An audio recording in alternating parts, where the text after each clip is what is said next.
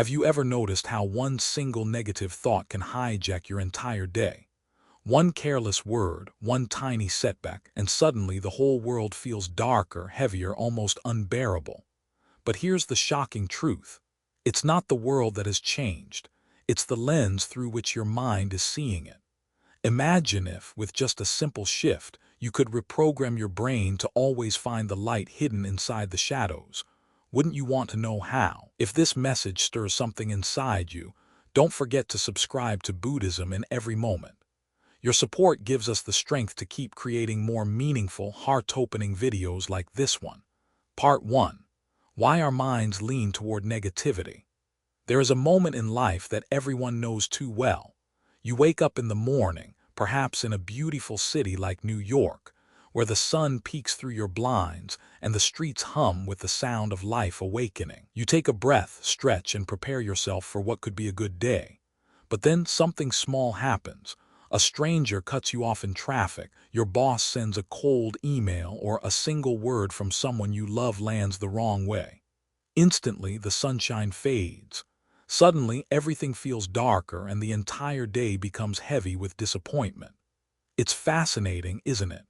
Out of hundreds of little things that go right, the coffee that tastes perfect, the gentle breeze as you step outside, the song on the radio that brings back a warm memory, our minds have the incredible power to disregard them all and instead zoom in on the one small event that went wrong. This is not just coincidence. This is how the human brain has been wired for thousands of years. We are natural-born collectors of the negative. Scientists call it the negativity bias. It is the brain's ancient survival mechanism.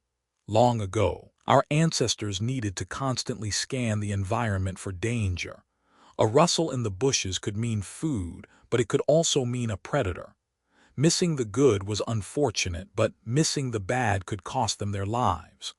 Over time, the human brain evolved to give more weight to threats, mistakes, and losses than to joys, successes, and gains. It was never about fairness. It was about survival. And though most of us are no longer running from lions or hiding from dangers in the wild, our brains still carry that same programming.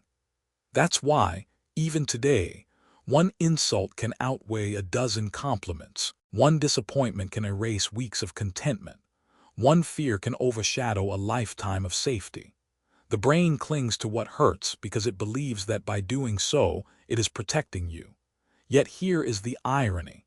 The very programming that once ensured survival has now become the very thing stealing joy from your daily existence. Picture yourself walking down a crowded street in Chicago. There are colors, laughter, the smell of food drifting out of a small restaurant, children's voices echoing, music spilling out of passing cars. There is so much life and so much to appreciate, but your mind doesn't settle there. Instead, it catches on a headline on a newsstand: tragedy, disaster, scandal. Without effort, your attention snaps to it and the brightness of the world dims just a little. This is the brain's negativity bias at work. It takes effort, awareness, and conscious choice to pull yourself back, to say, yes, that is happening, but look at all this beauty too. Most people never notice how much control this bias has over their daily lives. It dictates moods, relationships, decisions, and even the sense of self-worth. Someone may wake up feeling capable and full of energy, but one failure at work convinces them they are incompetent. A loving partner may give years of kindness, but one argument plants doubt about the entire relationship. We humans are not logical creatures. We are emotional ones. And because the negative holds such power, we often end up living in distorted realities, worlds that feel colder, harsher, and more hopeless than they actually are. But let's step back for a moment. Why does this matter? Why should we care so deeply about this built-in tendency? Because here is the truth that can shake you awake. If you do not learn to understand and reshape this bias, you will never truly know peace. You will always be at the mercy of whatever goes wrong, chained to every disappointment, prisoner of every fear. Think about it.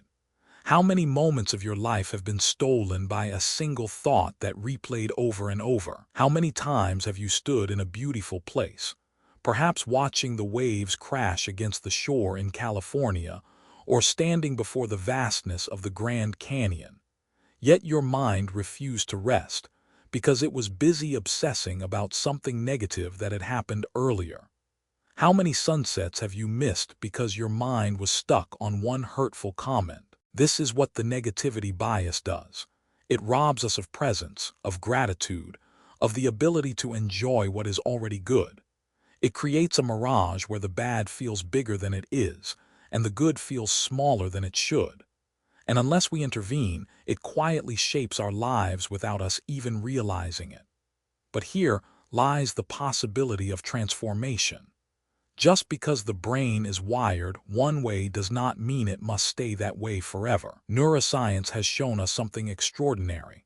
The brain is plastic. Not plastic like a bottle, but plastic in the sense that it can bend, stretch, and reshape itself.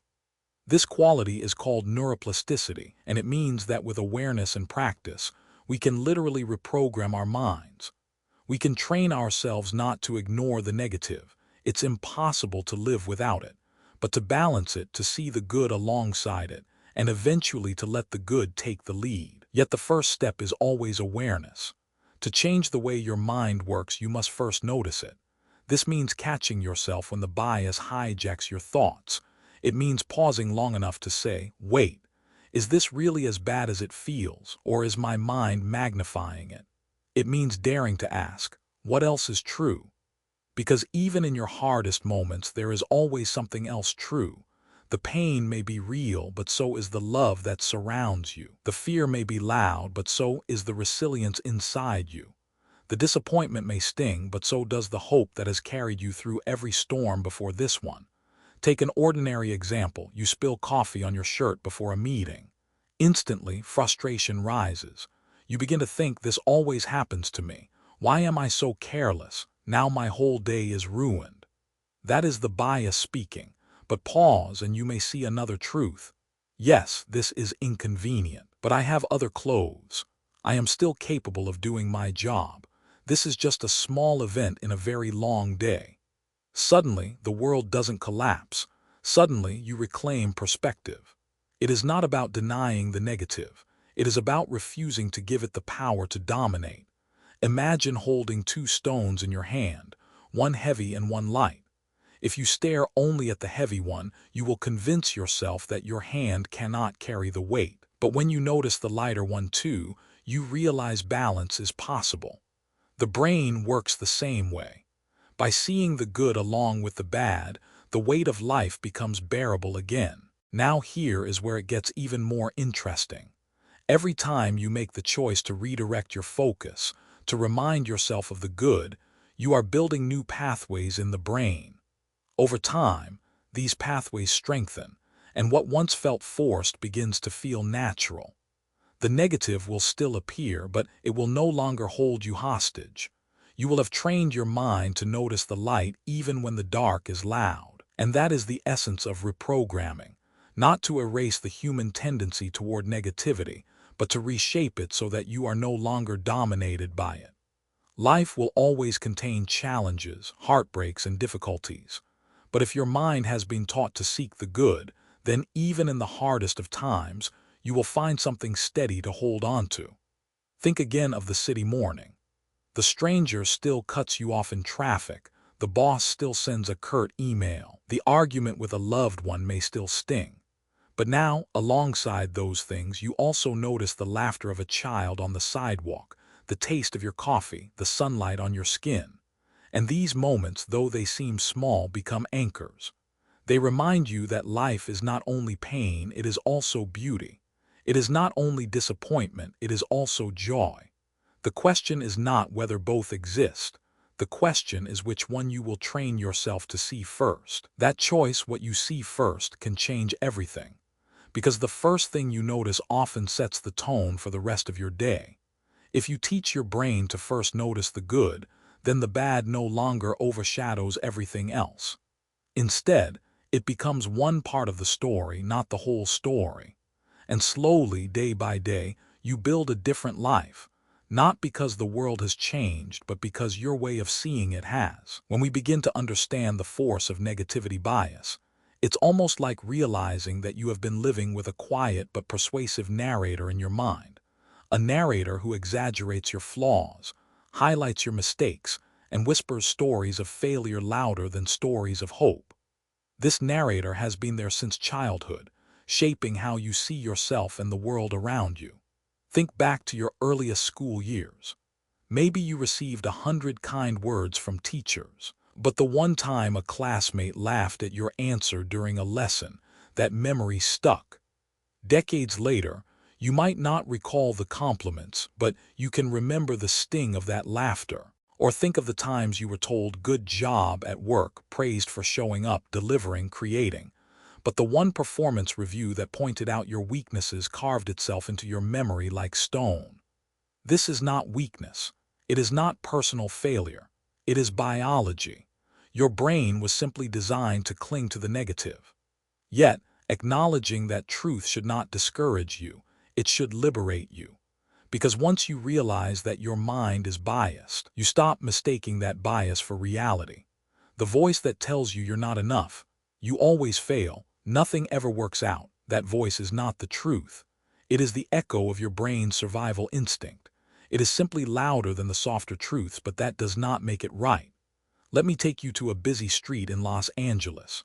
Cars honk, people rush past each other, everyone seems caught in their own storms. A man is carrying groceries and trips slightly on the curb. Instantly, his mind explodes with self-criticism. I look stupid.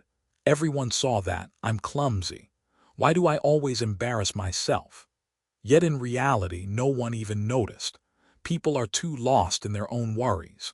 The truth is that we magnify our negatives not only when they are real, but also when they are imagined.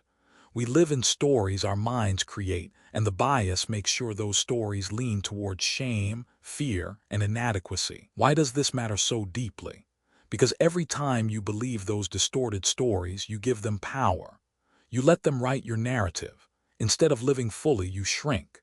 Instead of daring, you doubt. Instead of appreciating what is working, you obsess about what is not. Life becomes a gallery where only the darkest paintings are illuminated, while the masterpieces of joy hang in the shadows unseen.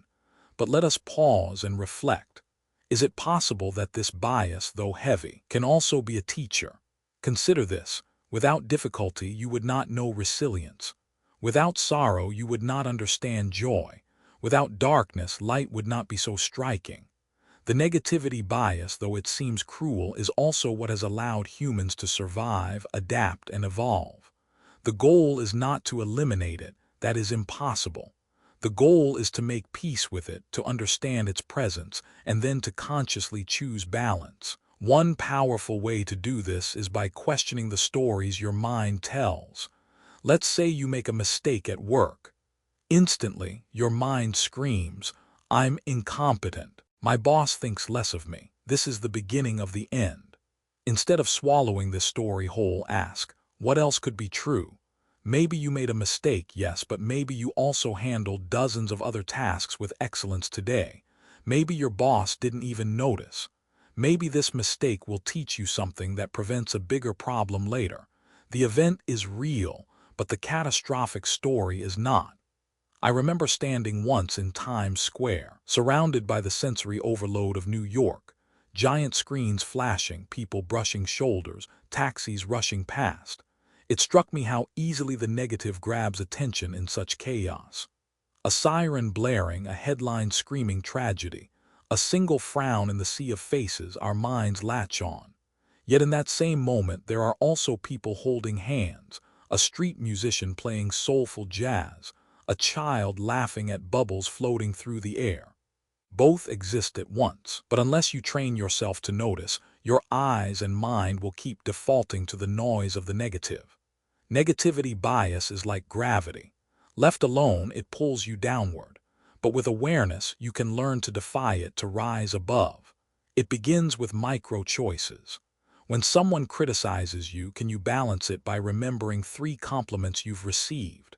When you fail at something, can you recall the times you succeeded? When you feel consumed by fear, can you remind yourself of the storms you've survived before? These are not just feel-good tricks. They are exercises in neuroplasticity. Every time you redirect your attention, you are building new neural circuits. Over time, these circuits become stronger and your natural response shifts. Think about what this means for your daily life. Imagine walking through San Francisco on a foggy morning. The fog rolls in heavy, obscuring the bridge, the skyline, the water. It seems like the world is only gray. But the truth is that the city is still there, vibrant and alive. The fog has only covered it for a while. Negativity works the same way. It can obscure, but it cannot erase what is good. Your role is to remember the city beneath the fog, to trust that light still exists behind the clouds. And here is something that often shocks people. Because of negativity bias, even when good and bad experiences are equal in number, the bad will feel stronger. Psychologists suggest it can take up to 5 positive experiences to outweigh one negative one. Think about that. 5 good moments just to balance one bad. That is the scale we are working with. Which means that if you want a joyful, peaceful, balanced life, you must actively create and notice more positive experiences. Joy will not hunt you down, you must seek it. Let me give you an image. Imagine you are holding a journal. Every evening you must record the events of your day. If you only write down what hurt, what annoyed, what disappointed, then in a year's time your journal will tell the story of a miserable life.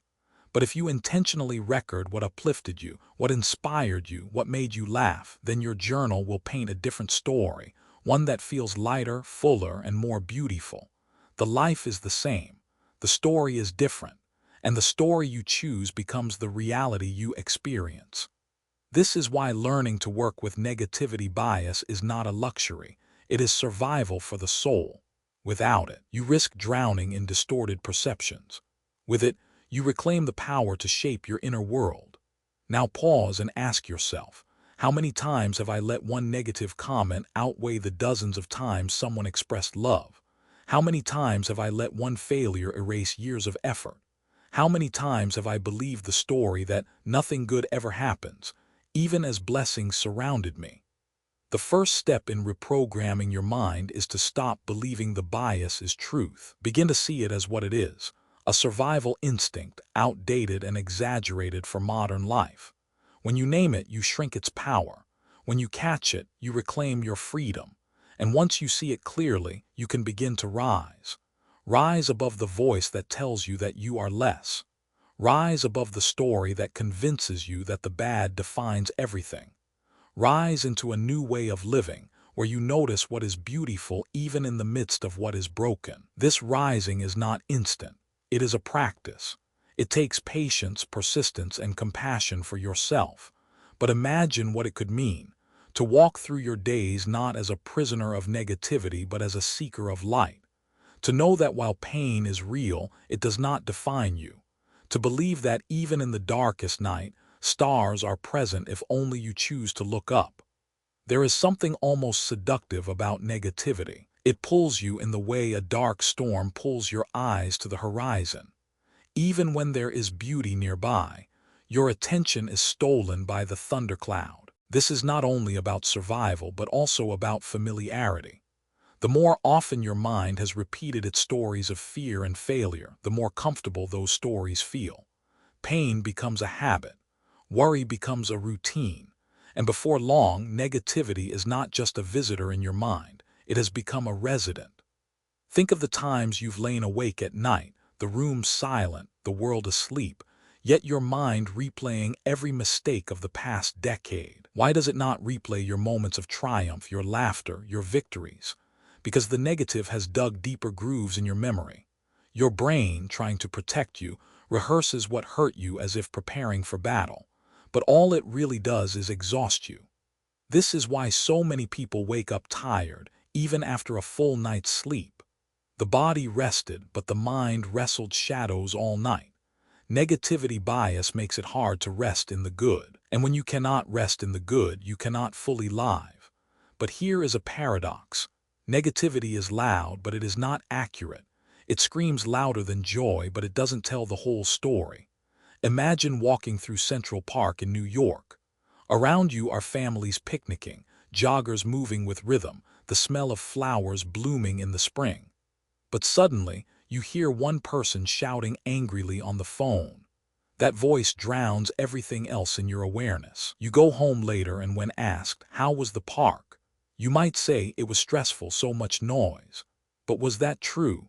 Or did your mind's bias turn one angry voice into the headline for your entire experience? This is the trap most of us live in daily. We summarize our lives by their lowest moments. We define relationships by their sharpest conflicts. We measure our worth by our deepest failures. And in doing so, we let the bias dictate our destiny. Yet what if you could step outside of that automatic reaction? What if you could choose the headline for your day instead of letting the loudest voice decide? That is where freedom begins. Let's take an example. A woman in Seattle begins her morning with intention. She writes down 3 things she is grateful for, takes a breath, and sets out into the rain. By afternoon, she makes a mistake in her work presentation. Instantly, her brain magnifies it. You embarrassed yourself. Everyone thinks you're incompetent. But because she has practiced awareness, she pauses. She asks herself, is this the whole truth? What else happened today? She remembers her coworker who smiled and thanked her for her help earlier.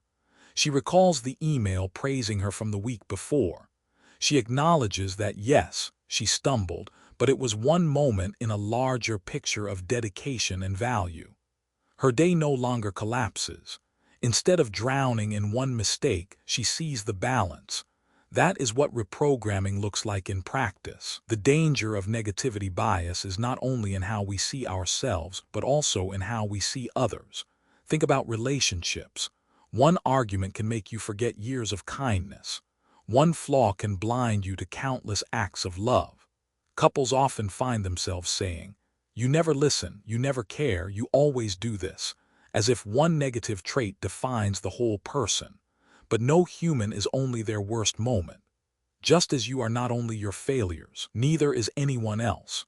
Recognizing the bias allows us to approach relationships with more grace, more balance, more truth. And what about society as a whole? Watch the news for 10 minutes and you may believe the world is collapsing. Tragedy, violence, scandal, they dominate headlines. But why? Because negativity captures attention. It sells. 100 planes land safely and no one writes about it.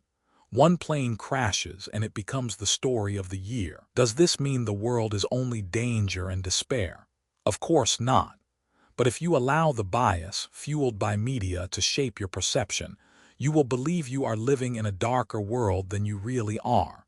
That belief influences how you treat others, how you raise your children, how you face the future. And slowly, hope withers. To live wisely in this age, you must take responsibility for your lens. You cannot change the fact that the world contains both light and shadow, but you can change the way you see it. Imagine standing at the rim of the Grand Canyon.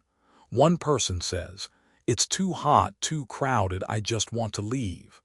Another says, "This is one of the most breathtaking views of my life."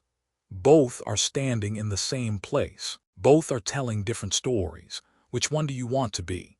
Reprogramming begins by questioning automatic judgments. Your brain will always offer you the darker angle first, but you can ask, is there another angle? When you feel yourself spiraling into complaint, ask, what beauty am I ignoring? When you are convinced the world is against you, ask, what goodness have I overlooked? This questioning builds resilience. It allows you to resist being defined by the bias. And in time, it does something remarkable. It builds hope.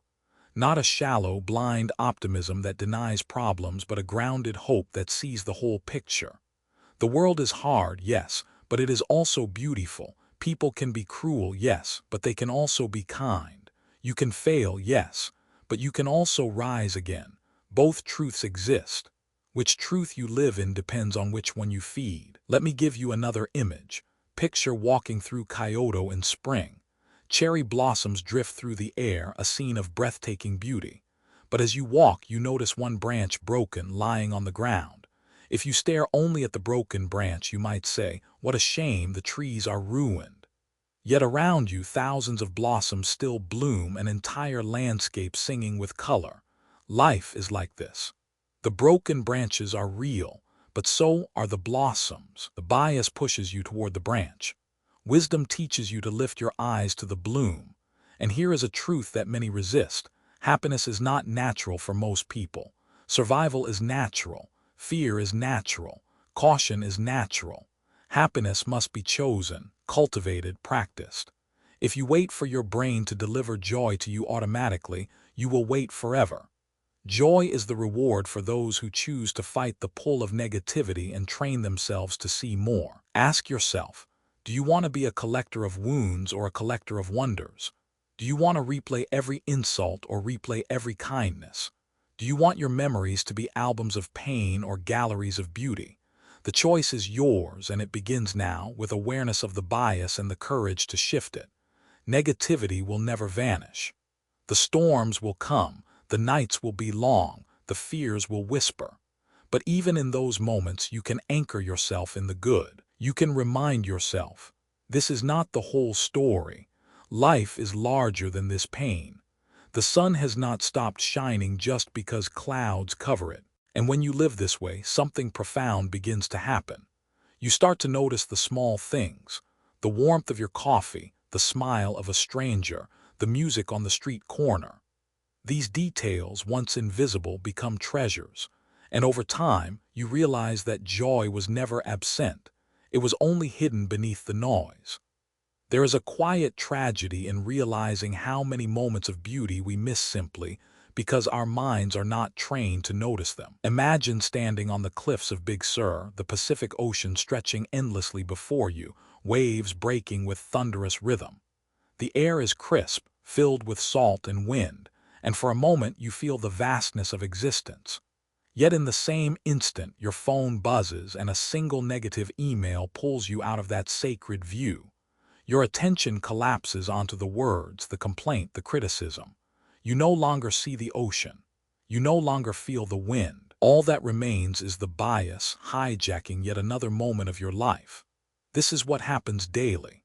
The sunset is breathtaking, but you are busy worrying about tomorrow.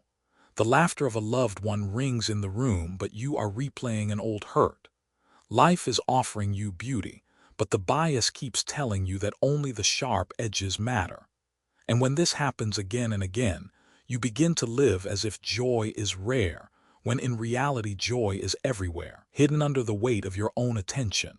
Negativity bias doesn't just distort your present, it rewrites your past and colors your future. Think of memory. A family vacation might have been filled with laughter, discoveries, and small adventures. But if one argument broke out, years later you may recall the trip as stressful. The mind rewrites the entire memory around the negative moment. The same is true for your future. If you failed once, the bias whispers, you will fail again. If someone betrayed you, the bias warns, never trust again. And slowly, without even realizing, your past hurts become the prison bars of your future possibilities. But here is the profound truth. Just because your mind has written a story doesn't mean you cannot rewrite it. Memory is malleable. Perception is flexible. Every time you revisit the past and choose to also notice what was good, you loosen the grip of negativity. Every time you dare to imagine a future where hope is possible, you weaken the voice that says only despair awaits. There is a powerful practice here. Begin to tell fuller stories. Instead of saying, "That was a terrible year," pause and ask, "What good also happened in that year?" Maybe you lost a job, but maybe you also discovered strength you didn't know you had. Maybe a relationship ended, but maybe you also deepened friendships that carried you through. When you tell the fuller story, you take the pen back from the bias.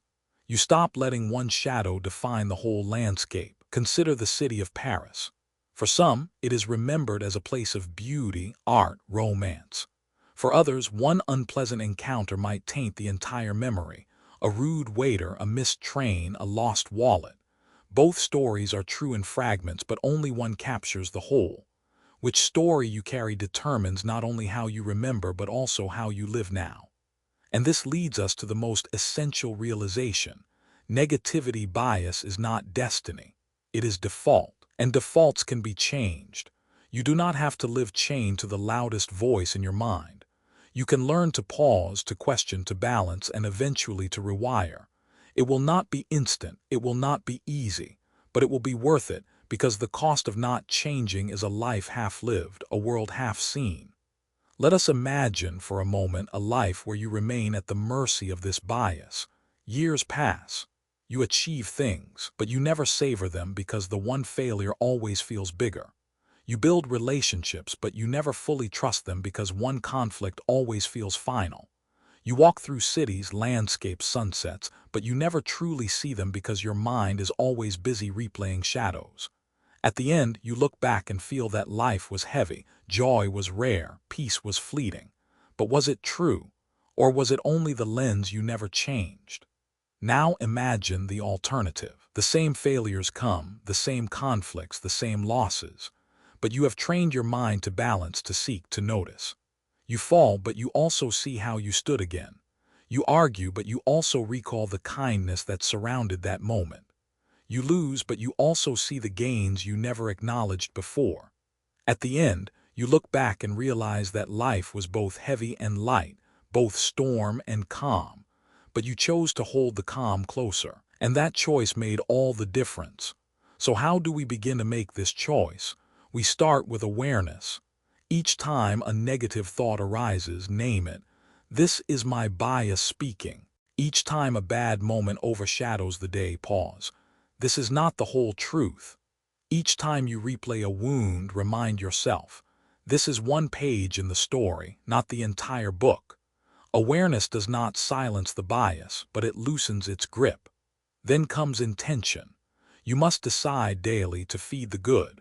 This can be as simple as writing 3 good things at night, or pausing each morning to notice one beauty before you check your phone. It can be as profound as forgiving someone who hurt you, not because it erases the wound, but because it frees you from carrying it. Every small act of intention is a rebellion against the bias. Finally, there is repetition. The brain learns by habit.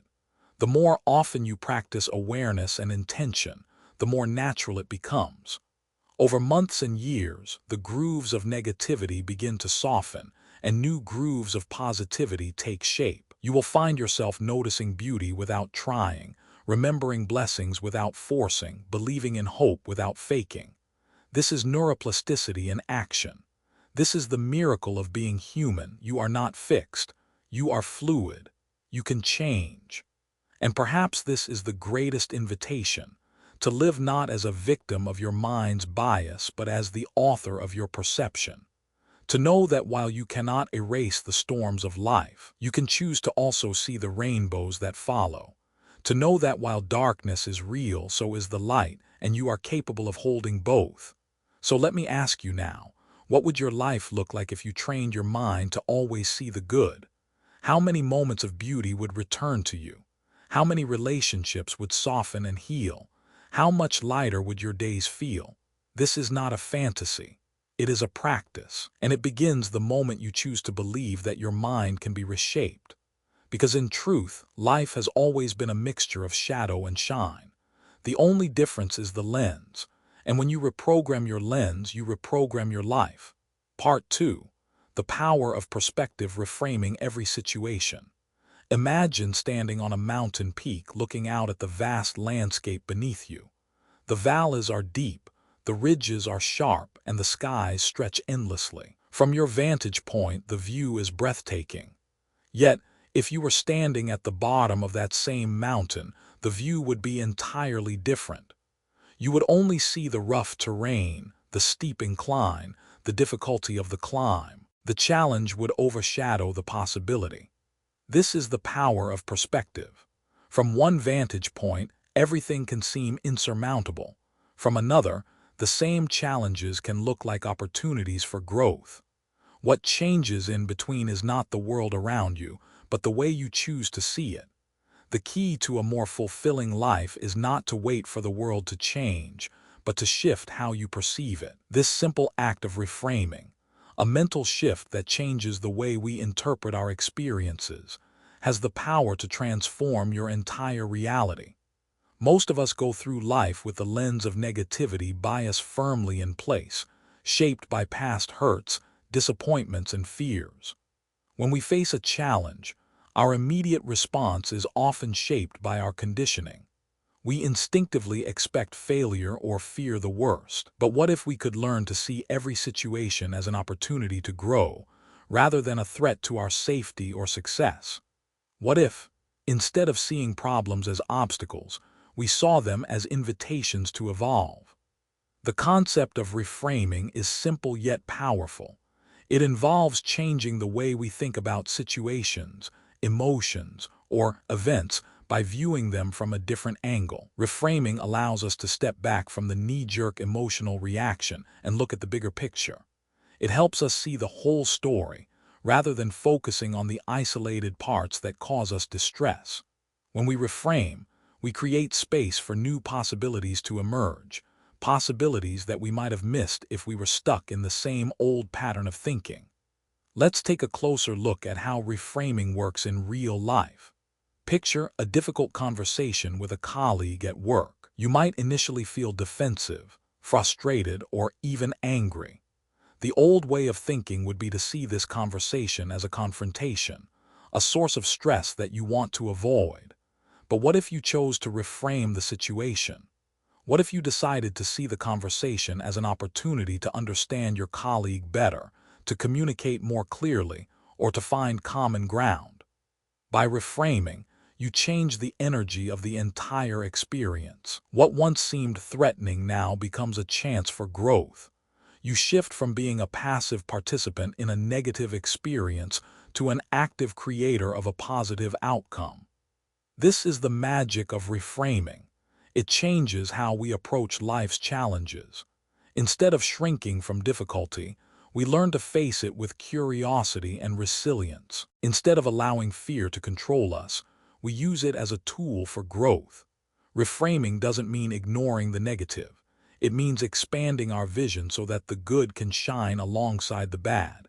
It helps us see the potential in every situation, no matter how difficult it may seem at first. Reframing can also have a profound impact on how we see ourselves. Our sense of self-worth is often tied to how we perceive our successes and failures. We live in a world that values achievement and perfection, and when we fall short of these standards, we can feel like we are less than or not good enough. But reframing allows us to step out of this cycle. Let's say you've been working on a project for weeks, pouring in your time, effort, and energy. But when the results are revealed, they fall short of expectations. Your first reaction might be to feel inadequate or defeated. However, reframing the situation involves shifting your perspective. Instead of focusing solely on the failure, you can choose to focus on the lessons learned, the skills you developed, and the resilience you built in the process. When you reframe, you see your journey as a success in itself, not just the end result. You begin to realize that failure is not a reflection of who you are. It is simply part of the process of growth. Reframing can also transform the way we experience relationships. Think about the inevitable conflicts that arise in any relationship, whether with a partner, a friend, or a family member. In the heat of the moment, it can be easy to feel anger, hurt, or frustration. We might even start to believe that the relationship is doomed or that the other person doesn't care.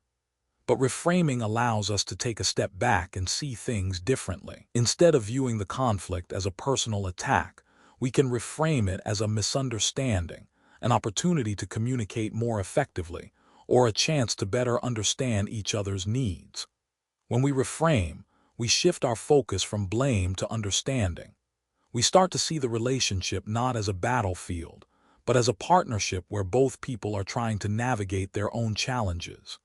This shift in perspective can lead to deeper empathy, compassion, and connection. By reframing, we open the door to healing and growth, both individually and together.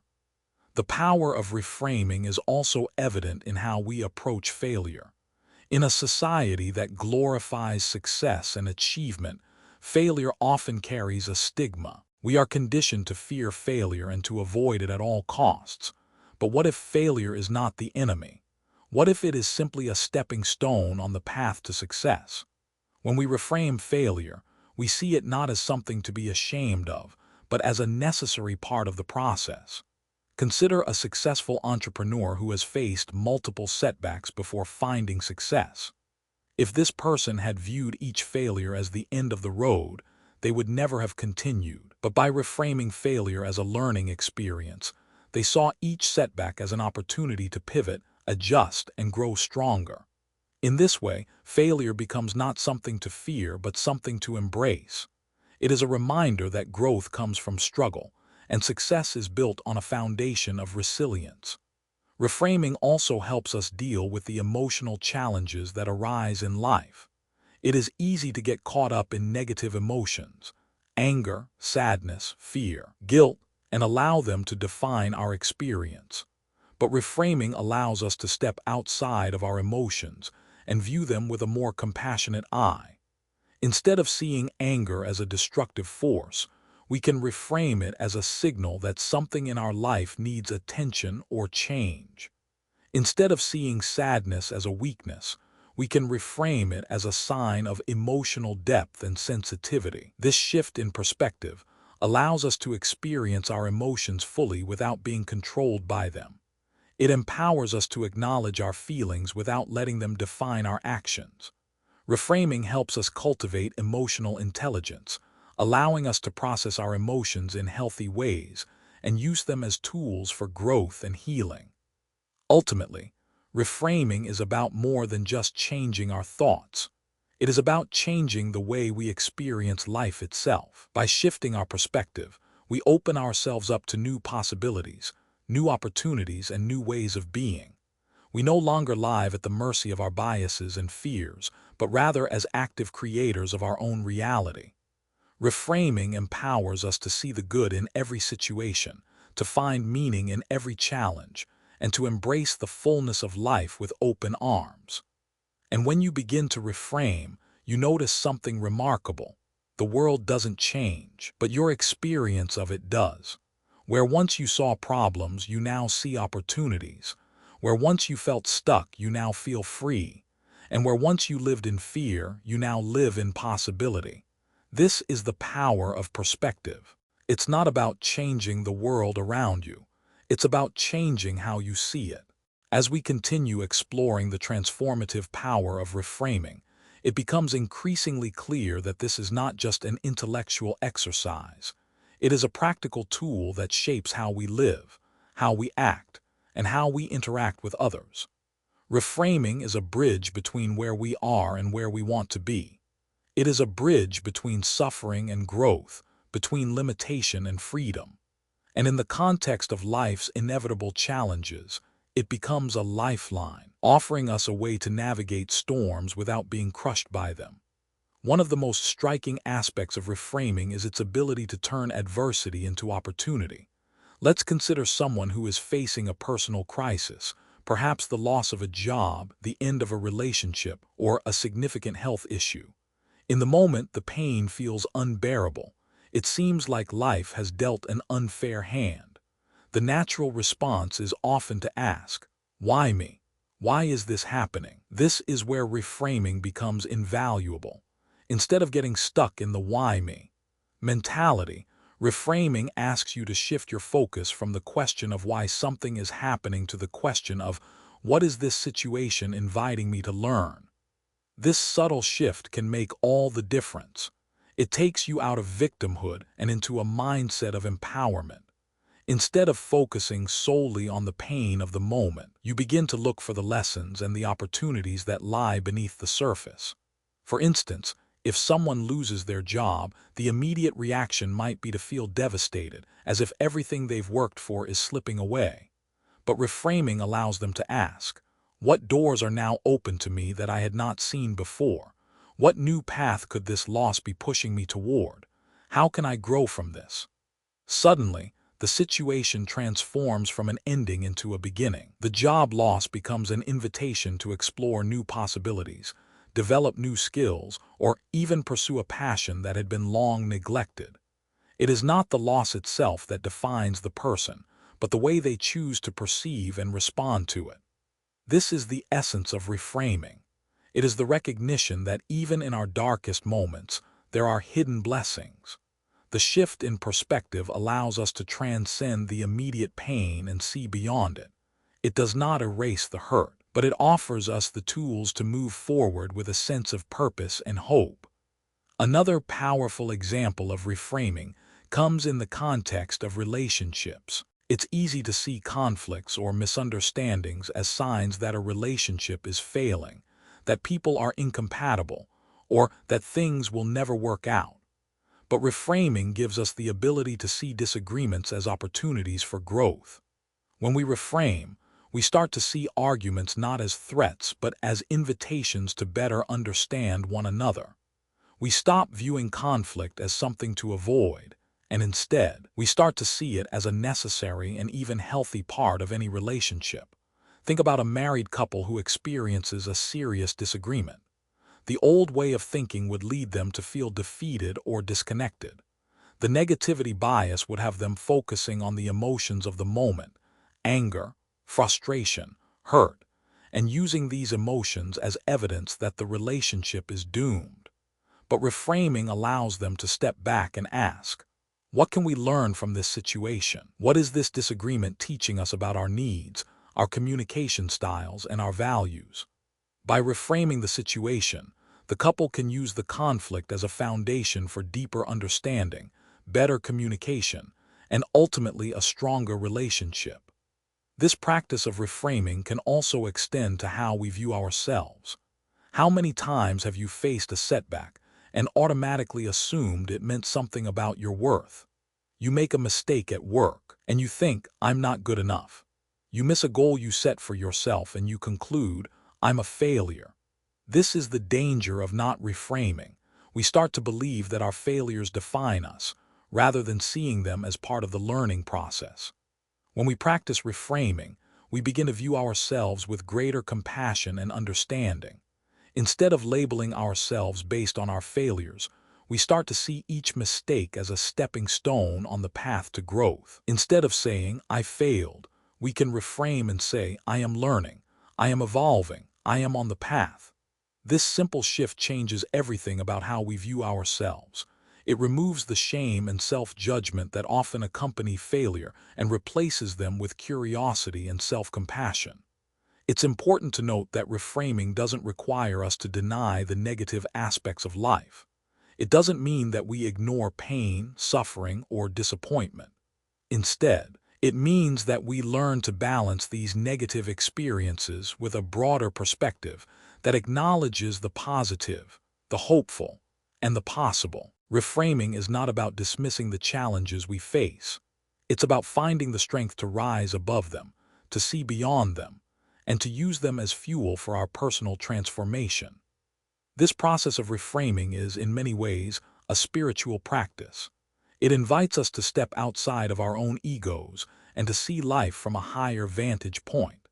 It asks us to let go of the small, self-centered view of the world and to embrace a more expansive, compassionate view. When we practice reframing, we start to see life not as a series of isolated events but as a connected, unfolding journey.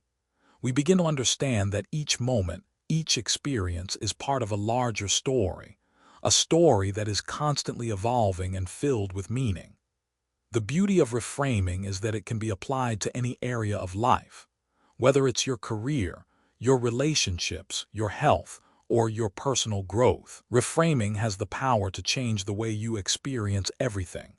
It allows you to approach challenges with greater resilience, to see failures as lessons, and to embrace uncertainty as an opportunity for growth. It is a mindset that frees you from the shackles of negativity and opens up a world of possibility. But how do we cultivate the ability to reframe? Like any skill, reframing takes practice. It requires mindfulness, patience, and a willingness to step outside of our automatic reactions. One of the best ways to develop this skill is through journaling. By writing down our thoughts and feelings, we can begin to see the patterns of negativity that shape our perceptions. We can ask ourselves, what is the negative story I am telling myself? What would it look like if I reframed this situation? Another powerful tool for reframing is meditation. By cultivating a regular meditation practice, we can develop the awareness necessary to notice when our minds are drifting into negativity. Meditation helps us create space between our thoughts and our reactions, allowing us to choose a more balanced perspective. It also helps us cultivate a sense of equanimity, the ability to remain calm and centered, even in the midst of difficulty. Reframing also requires a shift in how we define success and failure. In a culture that often measures worth by external achievements, it can be difficult to reframe failure as part of the process of growth. But when we let go of the need to be perfect, we begin to see that every step, whether forward or backward, is part of the journey. Each step brings us closer to understanding, to wisdom, to the person we are meant to become. In the end, reframing is not just about changing our thoughts, it's about changing our relationship with life itself. It's about choosing to see the beauty, the opportunity, and the possibility that exists in every moment, no matter how challenging it may seem. When we choose to reframe, we are choosing to live with greater clarity, greater compassion, and greater hope. We are choosing to see the good, even in the midst of the bad. And that ultimately is the power of perspective. Part 3. Gratitude as a daily reset. There's a quiet power in gratitude, an almost magical force that can transform the way we experience life. We live in a world that constantly pulls our attention toward what's wrong, what's missing, what's broken. From the moment we wake up, our minds are bombarded with information, tasks, and obligations. It's easy to become overwhelmed, stressed, or even disconnected from the simple joys that are right in front of us. But there is one simple practice that can reset your mind and soul: gratitude. Gratitude is more than just a fleeting feeling. It is a mindset, a way of seeing the world that reorients our focus from scarcity to abundance, from problems to possibilities, from fear to hope. When we practice gratitude, we shift our perspective, opening our hearts to the goodness that surrounds us. And in doing so, we reprogram our brains to notice and appreciate what is already good in our lives. This simple yet profound practice has the power to heal, to renew, and to bring us back to a place of inner peace, no matter what challenges we face. There's a moment I want you to imagine. It's late afternoon and you're standing at the edge of the Grand Canyon. The sun is beginning to set, casting long shadows across the vast, rocky expanse. The colors of the canyon shift from deep reds to golden hues, and the sky is painted with shades of pink, purple, and orange. You can feel the cool breeze against your skin, hear the faint rustle of leaves in the wind, and breathe in the crisp, earthy air. For a moment, time slows down. You stand still, fully present in the moment, taking it all in. This is the power of being present, of stopping long enough to see, to feel, to appreciate. But how often do we give ourselves the time to do this? How often do we pause in the middle of our busy lives to recognize the beauty and goodness that surround us? In the midst of our chaos, it's easy to forget how much we have to be grateful for. But moments like the one at the Grand Canyon are not isolated or rare. They are all around us, waiting to be noticed if only we stop to look. And this is where gratitude begins. Not with the big, life-changing events, but with the small, everyday moments that we often overlook.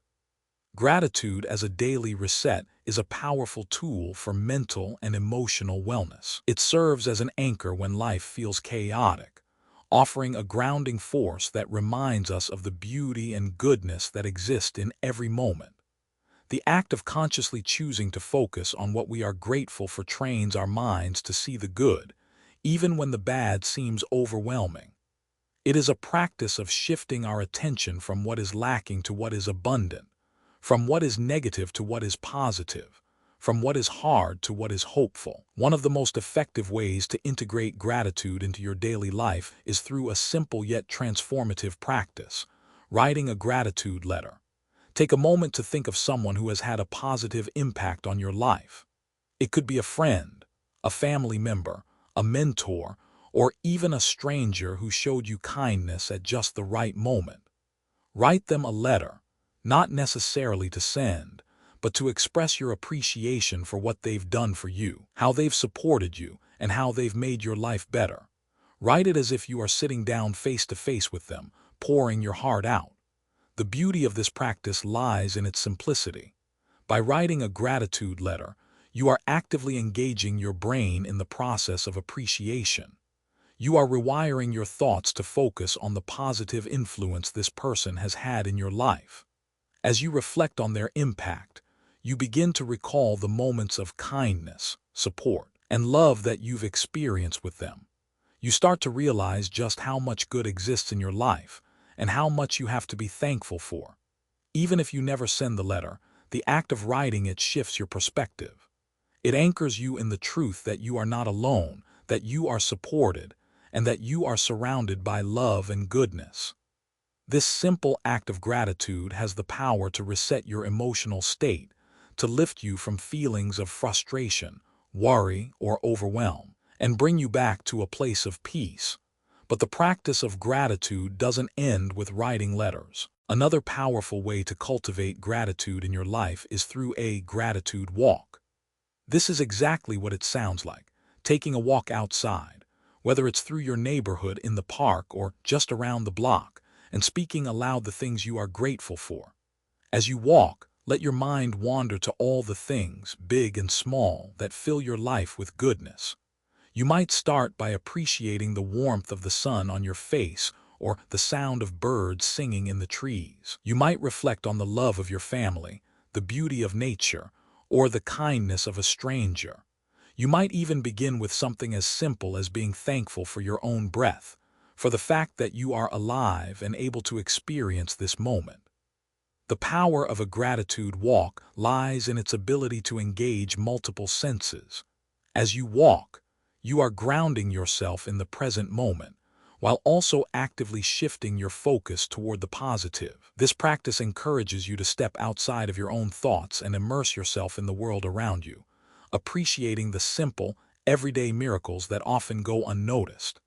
And as you continue to walk, your mind begins to relax, your body becomes more at ease, and your heart opens to the abundance that surrounds you. In this way, a gratitude walk becomes a form of moving meditation, a way to reset your mind and soul through movement, mindfulness, and appreciation. One of the most profound aspects of gratitude is its ability to transform the way we see challenges. When we practice gratitude, we begin to see difficulties not as burdens, but as opportunities for growth. The same challenges that once felt like obstacles become stepping stones, helping us become more resilient, more compassionate, and more capable of facing adversity. Gratitude allows us to see the value in even the most difficult experiences, helping us find meaning and purpose in the face of hardship. Think of someone who has gone through a personal struggle, perhaps a health crisis, a difficult breakup, or the loss of a loved one. At first, the pain might seem unbearable, but over time, as they practice gratitude, they begin to see how these experiences have shaped them, how they have learned to cope, grow, and evolve. They might start to feel grateful for the strength they discovered within themselves, for the support they received from others, or for the lessons they learned along the way. Gratitude helps us make sense of pain, turning it into wisdom. It doesn't erase the hurt, but it gives us a new lens through which to view it. The science behind gratitude is equally compelling.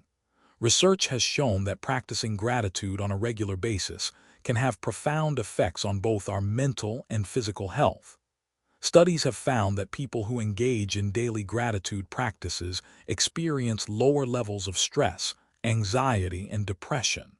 They report feeling more optimistic, more satisfied with their lives, and more connected to others.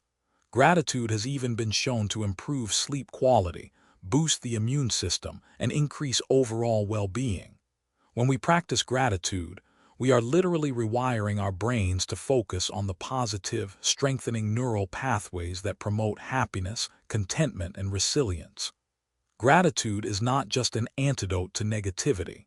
It is a transformative force in its own right. It has the power to change our perspective, heal our hearts, and reset our minds. The more we practice gratitude, the more natural it becomes to see the good in our lives, even in the midst of difficulty. And in doing so, we cultivate a sense of peace, joy, and fulfillment that is rooted in the present moment. So, how can you begin to incorporate gratitude into your daily life? Start small. Begin with a simple gratitude journal, writing down 3 things you are grateful for each day. Practice gratitude in the mornings as you wake up, or at night as you go to bed. Take time to reflect on the good things in your life and give thanks for them.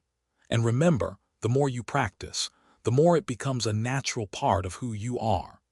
Gratitude is a habit that, once formed, transforms the way you experience the world. The beauty of gratitude is that it doesn't require anything extraordinary. It doesn't require grand gestures or dramatic life changes. All it requires is a willingness to notice, to appreciate, and to be present. And when you make gratitude a part of your daily life, you begin to see the world in a new light, a world filled with beauty, love, and infinite possibilities. The practice of gratitude is not simply a tool for shifting our mental state in a moment of difficulty.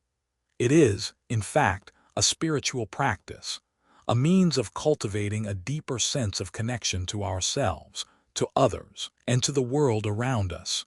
Gratitude, at its core, is an act of love. It is a way of acknowledging the richness of life, the beauty of relationships, and the miracles that occur in our everyday experiences. And when we embrace this practice, we unlock a profound sense of peace and fulfillment that can transform the very fabric of our lives. When we express gratitude, we are acknowledging the good in our lives. We are opening our hearts to the reality that despite the challenges, setbacks, and heartaches we face, there is always something worthy of appreciation. Gratitude reminds us that there is always something good to be found, even in the darkest of times. It allows us to refocus on what matters most: our health, our loved ones, our passions, and the simple joys that are often overlooked in the hustle and bustle of daily life. One of the most profound effects of gratitude is its ability to reframe our perception of time. In the modern world, we are often caught in a cycle of doing, constantly rushing from one task to the next, never taking a moment to pause and appreciate what we already have. Gratitude, however, invites us to slow down. It encourages us to be present in the moment, to savor the small things, and to fully experience the richness of life. Think about the difference between rushing through a meal and taking the time to truly savor each bite. When you are rushed, you barely notice the flavors, the textures, or the sensations. You're focused on getting through the meal so you can move on to the next task. But when you practice gratitude, you take the time to savor the experience. You notice the colors, the smells, the flavors. You appreciate the effort that went into preparing the meal and the nourishment it provides. Gratitude helps you slow down and experience life in all its fullness. In the same way, gratitude helps us slow down and appreciate the relationships we have. How many times do we take our loved ones for granted? How often do we fail to express appreciation for the people who support us, encourage us, and stand by our side? When we practice gratitude, we shift our focus from what our loved ones can do for us to what they already have done. We begin to recognize their value not just in terms of what they provide for us, but in the love, care, and presence they offer every day. Gratitude also enhances our relationships in another profound way. It strengthens our capacity for empathy and compassion. When we practice gratitude, we start to see others through a lens of appreciation. We begin to notice the good in others, their kindness, their generosity, their uniqueness, and we feel a deep sense of connection to them. Gratitude opens our hearts to the experiences of others, and it allows us to offer the same kindness and understanding that we have received. Imagine a situation where you have a disagreement with a friend or loved one. In the heat of the moment, it can be easy to focus on the frustration or hurt we feel. But if we pause and practice gratitude, we can reframe the situation. Instead of focusing on the negative aspects of the disagreement, we can appreciate the fact that the person is in our life, that they care enough to engage in the conversation, and that the relationship has weathered challenges before. Gratitude helps us see the relationship as a whole, not just in the light of the current conflict, but as part of a much larger, richer story of love and connection. At its most powerful, gratitude becomes a practice of radical acceptance. It encourages us to accept life as it is, not as we wish it to be, not as we fear it to become, but as it is in this moment. Gratitude invites us to embrace both the light and the dark, the good and the bad, with an open heart. It asks us to acknowledge our struggles without judgment, and to embrace the beauty of life even in the midst of difficulty. This acceptance allows us to release the resistance and frustration that so often accompanies our challenges. Instead of fighting against life, we flow with it. We find peace in the present moment, knowing that everything, both good and bad, is a part of the unfolding story of our lives. This is where the true power of gratitude lies. It is not just about feeling good in the moment. It is about transforming our relationship with life itself. Gratitude is the antidote to fear, doubt, and despair. It teaches us to trust, to hope, and to believe in the goodness that exists even in the midst of hardship. It reminds us that no matter what challenges we face, we are never truly alone, and we are always surrounded by blessings. As you continue to practice gratitude in your daily life, you will begin to notice profound shifts in the way you experience the world. You will feel more connected to the people around you, more at peace with yourself, and more attuned to the beauty that exists in every moment. You will begin to see life not as a series of problems to be solved, but as a collection of precious moments to be cherished. One of the most powerful aspects of gratitude is that it is available to everyone, at any time. No matter where you are in life, no matter what circumstances you are facing, you can always choose to practice gratitude. It costs nothing, requires no special skills, and takes only a few moments of your time. And yet, the impact it has on your life is immeasurable. To truly integrate gratitude into your life, consider adopting a daily gratitude practice. Begin each day by listing 3 things you are grateful for. These could be small things, like the warmth of your morning coffee or the beauty of the sunrise, or larger things like your health, your relationships, or your opportunities. Write them down or simply reflect on them in your mind. Over time, this simple practice will begin to shift your mindset, allowing you to see more and more of the goodness in your life. Another powerful tool for practicing gratitude is the gratitude jar. This is a simple but effective way to keep track of the things you are thankful for throughout the year.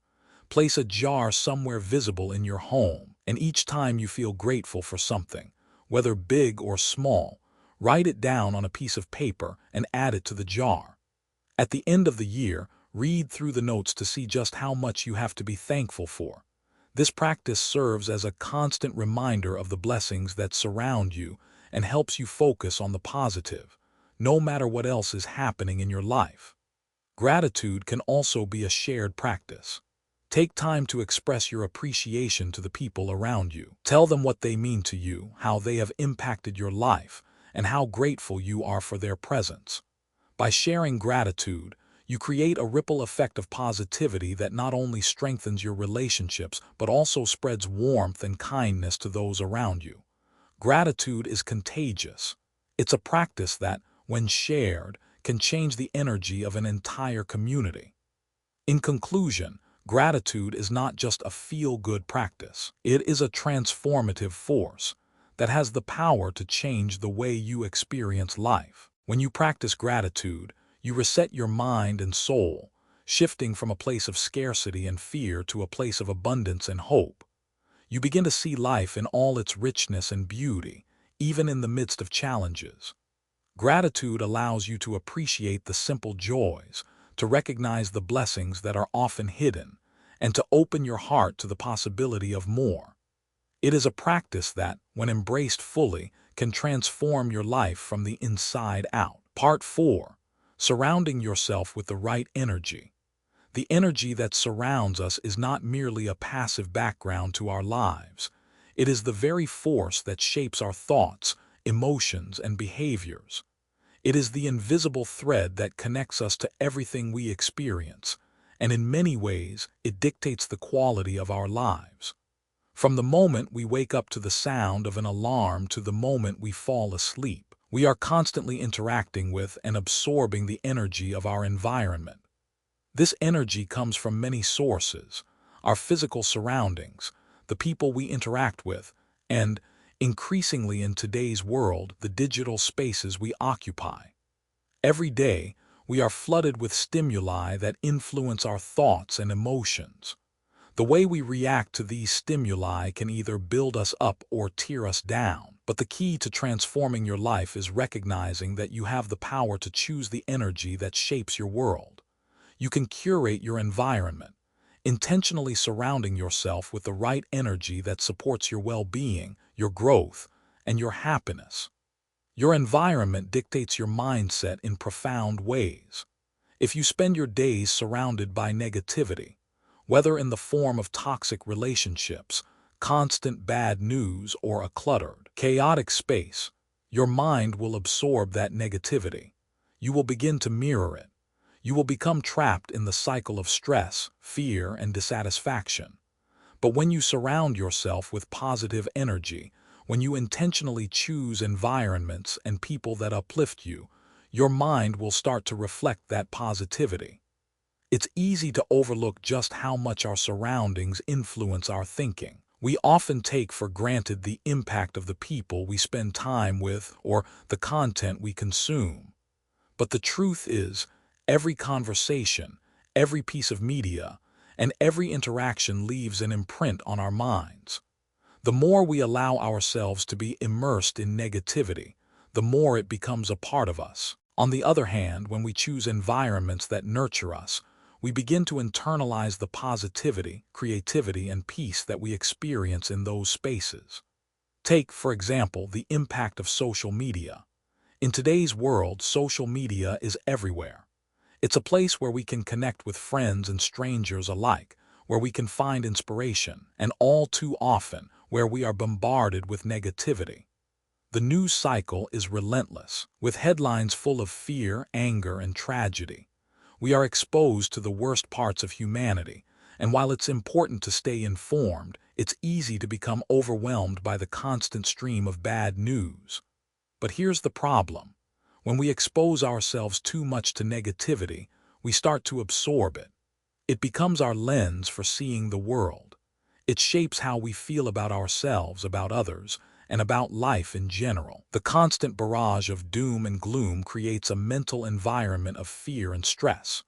We begin to see the world as a dangerous place, filled with conflict and pain, and our energy becomes aligned with that fear. Social media, too, can be a double-edged sword. On one hand, it allows us to connect with people across the globe, to share ideas, and to find community. But on the other hand, it can be a breeding ground for comparison, judgment, and negativity. We scroll through curated images of other people's lives, and it's easy to feel like we're falling short. We compare our struggles with others' highlight reels, and we forget that everyone's life is a complex story, not just the filtered moments we see online. This constant comparison can drain our energy, leaving us feeling inadequate, insecure, and discontent. Let me share a story that illustrates this point. It's a quiet afternoon in a cozy cafe in San Francisco. The air is filled with the soft hum of conversation, the smell of freshly brewed coffee, and the occasional clink of a spoon against a cup. I'm sitting by the window, watching the world outside, when I overhear a conversation between two people at a nearby table. They're discussing their work, their relationships, and their plans for the future. One of them is full of optimism, sharing ideas for new projects, expressing gratitude for the opportunities ahead. The other, however, is consumed by negativity. She speaks about her job with disdain, her relationships with frustration, and her dreams with doubt. It's clear that she feels stuck, unable to see any possibility for change or improvement. As I listen to their conversation, I notice how different their energy feels. The person speaking with optimism radiates a sense of possibility. There is an excitement in her words, a sense of hope that seems to light up the room. But the other person, the one caught in negativity, feels heavy. Her words are laced with frustration, resignation, and fear. It's as if her energy is pulling the entire conversation into a downward spiral. And as I reflect on the interaction, I realize that this is a perfect example of how the energy we choose to align with shapes our reality. The first person is not unaware of life's challenges. She faces difficulties just as everyone does, but her perspective is different. She chooses to focus on the opportunities, to see the lessons in the struggles, and to believe in the possibility of change. The second person, on the other hand, has become consumed by the weight of her negativity. She cannot see beyond her current circumstances, and her energy reflects that. She has allowed her environment, her experiences, and her mindset to trap her in a cycle of despair. This interaction highlights an essential truth. The energy we surround ourselves with shapes our perception of the world. It dictates how we respond to challenges, how we interact with others, and how we feel about ourselves. If we are constantly surrounded by negativity, whether through the people we interact with or the content we consume, we are more likely to mirror that negativity in our own lives. But if we intentionally seek out positive energy, if we surround ourselves with people and experiences that lift us up, we begin to reflect that positivity in our own lives. One powerful way to reset your energy is by taking a step back from the constant noise of social media and news. This is where the concept of a digital detox Sunday comes in. Imagine dedicating one day a week to unplugging from the digital world. No news, no social media, no emails. Just a day to reconnect with yourself and the world around you. This isn't about rejecting technology. It's about creating space for real experiences, real conversations, and real connections. A digital detox Sunday can be a game changer for your mental health. It allows you to step away from the constant stream of information that can overwhelm your senses and drain your energy. Without the pressure of keeping up with the latest headlines or scrolling through endless posts on social media, you can give yourself the gift of presence.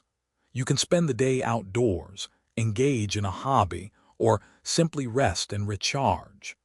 The key is to reconnect with the world around you without the distraction of digital noise. When we practice intentional disconnection, we allow ourselves the space to reset. We can shift our focus from external sources of influence to our internal world. We can reflect on what truly matters, realign our priorities, and reset our energy. This practice of digital detox doesn't just give us a break from the outside world. It helps us reconnect with our true selves, with what brings us peace and joy, and with the people who matter most. In addition to taking breaks from the digital world, we can also consciously choose the energy we surround ourselves with in our physical environment. The people we spend time with, the spaces we inhabit, and the activities we engage in all contribute to the energy that shapes our minds. If we want to cultivate a positive, empowering mindset, we must intentionally choose environments that support this. Think about the spaces you spend time in. Are they cluttered, chaotic, and draining, or are they peaceful, inspiring, and uplifting? A cluttered space can create a cluttered mind. When our physical environment is chaotic, our mental state often mirrors that chaos. But when we create calm, organized spaces, whether it's a tidy desk, a cozy living room, or a serene outdoor space, we signal to our brains that it's time to rest, reflect, and recharge. Our surroundings can serve as a constant reminder of the peace and clarity we seek in our minds. The same is true for the people we spend time with. Are you surrounded by people who uplift and inspire you, or by those who drain your energy? Relationships are a significant source of the energy that shapes our lives. Positive, supportive relationships can fuel us, while toxic, negative relationships can deplete us. If you find yourself surrounded by people who constantly complain, criticize, or bring you down, it's time to reassess those relationships. Surrounding yourself with the right energy is not just about choosing positive people. It's about choosing people who support your growth, who challenge you in constructive ways, and who bring out the best in you. It's about choosing relationships that make you feel seen, heard, and valued. When we intentionally choose to surround ourselves with people who align with our values and goals, we create an environment that fosters growth, positivity, and empowerment. Beyond people and physical spaces, the energy we absorb from our daily routines and habits is equally powerful. Every day we make hundreds of choices, often unconsciously, about what to pay attention to, what to prioritize, and how to react. These choices, repeated over time, accumulate into patterns that shape not only our thoughts, but also our emotions and overall mindset. For example, consider the daily habit of watching the news as soon as you wake up. Within minutes, your brain is flooded with stories of conflict, disasters, and negativity. Even if the events themselves are distant, the emotions they provoke, fear, anger, worry, become real in your own body and mind. Your energy shifts immediately, often before you even step out of your front door. Contrast that with a morning routine designed to foster positive energy. You could start your day with mindful breathing, gentle stretching, or journaling about what you are grateful for. Perhaps you spend a few moments reading an inspiring book, listening to music that uplifts your mood, or simply appreciating the quiet stillness of early morning. These deliberate choices prime your brain for positivity, focus, and clarity. They set the tone for the day, shaping not just your thoughts, but your responses to the challenges you will inevitably face. One practice that has profound effects is the intentional curation of your informational diet. Just as you would choose what food nourishes your body, you must be conscious of what content nourishes your mind. Social media, news outlets, even casual conversations can be sources of mental calories that either energize or deplete you. By intentionally selecting content that educates, uplifts, and inspires, you create a mental environment conducive to growth and positivity. This might mean following social media accounts that share motivational messages, insightful essays, or stories of resilience. It might mean subscribing to newsletters that focus on personal development rather than sensationalized news. It might even mean limiting exposure to online debates and commentary that feed frustration and anger. Each choice acts like a seed planted in your mind. Some grow into weeds of negativity, while others bloom into gardens of inspiration. The story of a cafe in San Francisco exemplifies this beautifully. I was sitting quietly at a small table, observing the patrons around me, when I noticed a group of friends engaged in conversation. Two of them were discussing a recent event with a focus on everything that had gone wrong, their energy tense and heavy. Another spoke about the same event but highlighted the lessons learned, the small victories, and the potential for growth. I could feel the contrast in the room. The negative energy was palpable, drawing attention and tension. The positive energy was equally tangible, creating curiosity, engagement, and a sense of ease.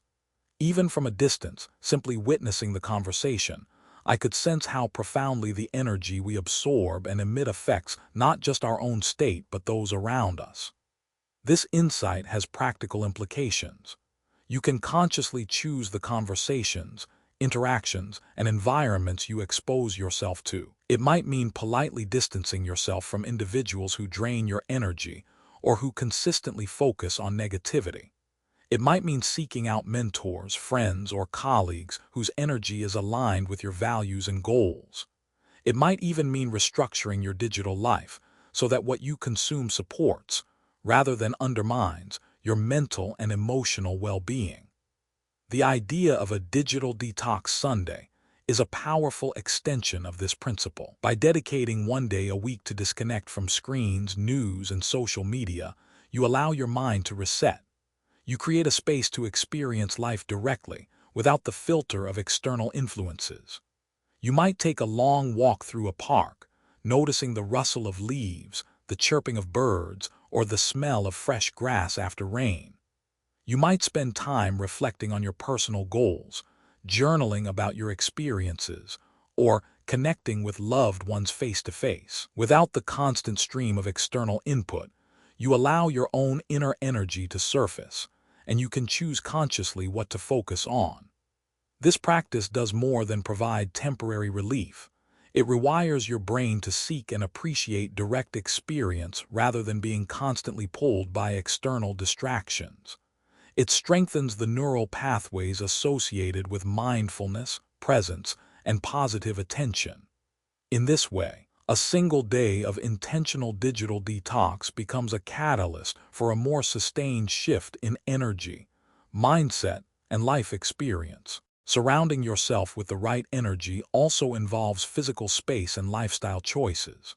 Our environments, our homes, workplaces, and even the city streets we navigate, carry energy that influences our mood, creativity, and productivity. Cluttered, chaotic spaces tend to create mental tension, making it harder to focus, think clearly, and feel at ease.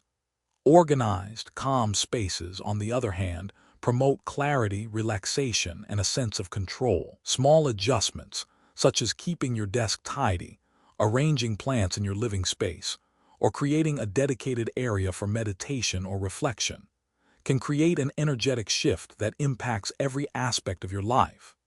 Beyond the physical, energy is also affected by the quality of our interactions. Consider how different it feels to have a conversation that inspires curiosity, understanding, and connection versus one filled with judgment, gossip, or complaint. Positive interactions energize us, leaving us feeling uplifted, capable, and motivated. Negative interactions drain us, leaving us fatigued, anxious, and disengaged. Being mindful of the energy we invite into our lives, through both people and activities, is essential to maintaining mental and emotional resilience. Intentionality is key.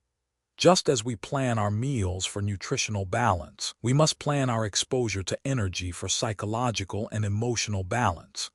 This means actively seeking environments and communities that reflect the qualities we want to cultivate in ourselves. It means being proactive rather than reactive, shaping your energy ecosystem to support growth, focus, and positivity. When we talk about surrounding ourselves with the right energy, we must also recognize the role of self-generated energy. Our internal state, the thoughts we entertain, the self-talk we engage in, the habits we cultivate, sets the tone for how external energy affects us.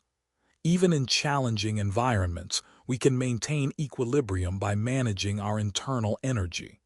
Practices like meditation, journaling, exercise, and intentional reflection create a reservoir of inner energy that buffers against external negativity.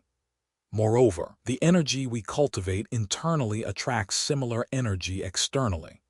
People who radiate positivity, confidence, and calmness naturally draw others with similar energy.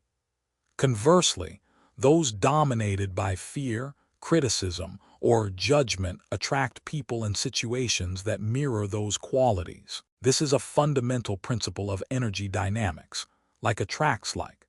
By intentionally cultivating positive internal energy, we create a self-reinforcing cycle that shapes our external reality in favorable ways. Another critical aspect of surrounding yourself with the right energy is mindfulness of media consumption. The stories, images, and messages we repeatedly consume leave imprints on our consciousness. Exposure to stories of hope, resilience, and success can uplift, motivate, and expand perspective. Exposure to constant negativity, fear, or conflict can constrict, depress, and drain. Curating your media diet, selecting what informs, inspires, and educates rather than sensationalizes, becomes an essential practice for maintaining energetic balance. The process of curating your environment and energy is not a one-time event. It is an ongoing, intentional practice. Daily choices, what conversations you participate in, what social media accounts you follow, how you spend your free time, the music you listen to, the spaces you inhabit, accumulate into a persistent energetic field that shapes your thoughts, feelings, and actions. This cumulative effect is why energy management is not optional.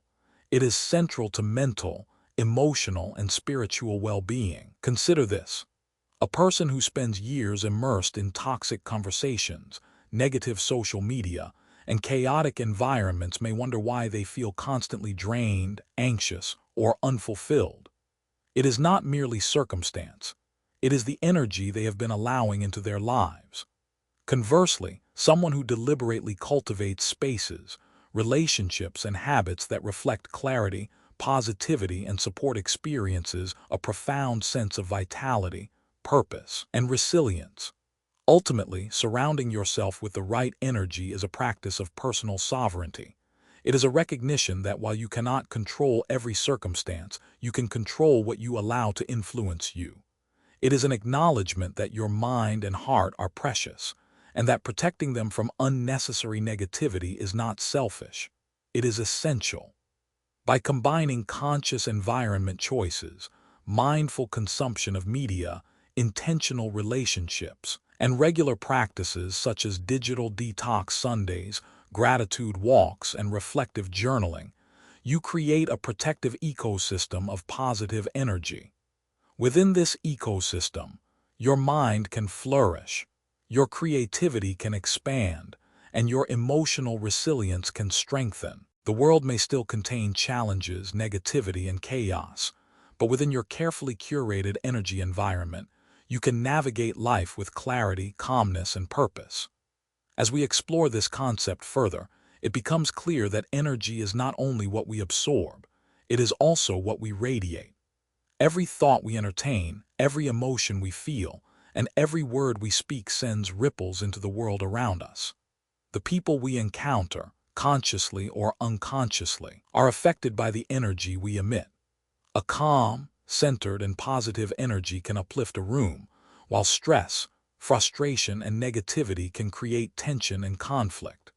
This reciprocal dynamic is why surrounding yourself with the right energy is both inward and outward work.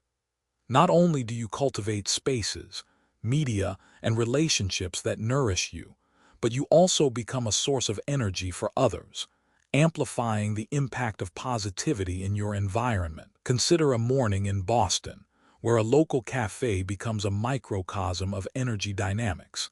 Some patrons enter hurriedly, tense from their commute, speaking sharply on their phones. Others sit quietly, enjoying their coffee, exchanging smiles with the barista, or reading thoughtfully. Even in this small setting, the energy is palpable. The tense group's hurried energy seems to create a subtle unease in the cafe, while the calm, present patrons exude an energy that makes the space feel lighter and more welcoming. Observing this, one can appreciate how our energy influences not only our inner state, but also the environment we inhabit and the people around us. This observation underscores the importance of mindful social engagement. Every conversation, even casual ones, carries energy. When we choose to engage in gossip, complaints, or negativity, we reinforce patterns that drain us and others. Conversely, when we engage in conversations that are uplifting, constructive, and empathetic, we create energetic momentum that supports our well-being and the well-being of those around us. This principle is critical. By consciously selecting the energy we bring into interactions, we shape both our experience and the experience of others. Another essential dimension is the curation of our digital environment. The internet is a vast, uncurated space, and without intention, it can become a constant source of stress, comparison, and distraction. Social media platforms, in particular, are engineered to capture attention, often amplifying sensationalized, fear-inducing, or conflict-oriented content. Left unchecked, this can become a primary source of negative energy, eroding mental clarity and emotional resilience. Practicing digital discernment, choosing which accounts to follow, which content to engage with, and when to disconnect, is therefore a critical step in protecting and cultivating positive energy. Digital detox Sundays, as mentioned earlier, are a concrete manifestation of this principle. By dedicating one day a week to disengage from screens and external stimuli, we create a space for reflection, presence, and reconnection with ourselves. During these days, simple activities such as walking outdoors, practicing mindfulness, reading a physical book, or engaging in deep conversations with loved ones allow us to recalibrate our energy. Over time, these periods of intentional digital rest cultivate a resilience against the pervasive pull of negativity and overstimulation. In addition to these practices, physical spaces themselves play a profound role in shaping our energy. Cluttered, disorganized, or chaotic spaces can induce stress and mental fatigue. Conversely, clean, organized, and aesthetically pleasing environments promote calm, focus, and inspiration. The principle is simple. Our external environment serves as a mirror for our internal state. By consciously designing spaces that nurture clarity and positivity, through decluttering, organizing, and incorporating elements of beauty and nature, we reinforce a mental and emotional landscape conducive to growth and well-being. Surrounding yourself with the right energy also involves the deliberate cultivation of relationships. Human beings are inherently social creatures, and the quality of our interactions profoundly impacts our internal state. Relationships characterized by support, empathy, and encouragement fuel our energy, while relationships marked by criticism, negativity, or manipulation drain it. It is essential to recognize the subtle energy dynamics within relationships. Who energizes you, who depletes you, and who reflects back your best self. By intentionally nurturing supportive, positive relationships and limiting exposure to energy-draining connections, we create a network of people that reinforce our highest potential. The concept of energy also extends to the habitual patterns and routines that define daily life. Energy is cumulative, and the habits we cultivate, our morning routines, work patterns, exercise, and leisure activities, either contribute to or detract from the energy we carry into each day. By consciously designing routines that include practices of mindfulness, gratitude, movement, and creativity, we build an energetic resilience that buffers against external stressors. These routines become the scaffolding for our well-being, ensuring that our energy remains aligned with our values, intentions, and goals. Mindfulness is a particularly powerful tool for energy management. By cultivating awareness of our internal and external environments, we can discern which energies serve us and which do not. Mindfulness allows us to observe our reactions to situations, people, and stimuli without being swept away by them. It creates a pause, a space in which choice becomes possible. In that pause, we can decide to absorb energy that nourishes us and release energy that harms us. The practice of mindfulness, therefore, is not passive. It is an active engagement with life's energetic currents. Consider the energy of media consumption. Every story we read, every video we watch, every post we scroll past contributes to the energy we carry into our day. Stories of resilience, hope, creativity, and connection can elevate our mood and inspire action. Conversely, stories of conflict, fear, or despair can weigh heavily on our emotional state. By curating the media we consume, we create a controlled energetic intake that supports our mental and emotional well-being. This requires discipline, awareness, and intentionality, choosing what aligns with our values and goals rather than succumbing to the default feed of negativity. The physical act of movement also influences energy. Exercise, whether a brisk walk in a park, a yoga session, or a simple stretching routine, shifts our internal energy, releasing tension and promoting mental clarity. Movement is not only beneficial for the body, it is a catalyst for mental and emotional alignment. Combining movement with mindfulness or gratitude practices amplifies the positive effects, creating a holistic reset that integrates body, mind, and spirit. Another dimension of surrounding yourself with the right energy involves creating moments of awe and inspiration. Exposure to natural beauty, art, music, or literature can dramatically influence the energetic state of the mind. These experiences expand perspective, evoke deep emotion, and reinforce the sense that life is abundant, meaningful, and rich with possibility.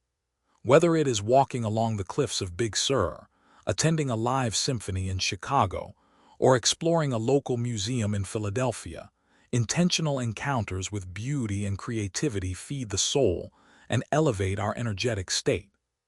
Finally, energy is profoundly influenced by self-directed thought, the internal dialogue we maintain, the narratives we tell ourselves, and the mental images we entertain shape our emotional landscape. Positive, constructive, and compassionate self-talk reinforces internal energy, while negative, critical, or fearful thought patterns deplete it. By practicing intentional thought management, through journaling, affirmations, meditation, or reflection, we cultivate an internal environment that aligns with the external energy we seek. This synergy between internal and external energy is essential for maintaining balance, resilience, and positivity in a world full of constant stimuli. One of the most transformative practices in managing the energy around you is the conscious selection of your social circles. The people you spend time with are, perhaps, the single most influential factor in shaping your mindset. Imagine a room filled with laughter, creativity, and curiosity.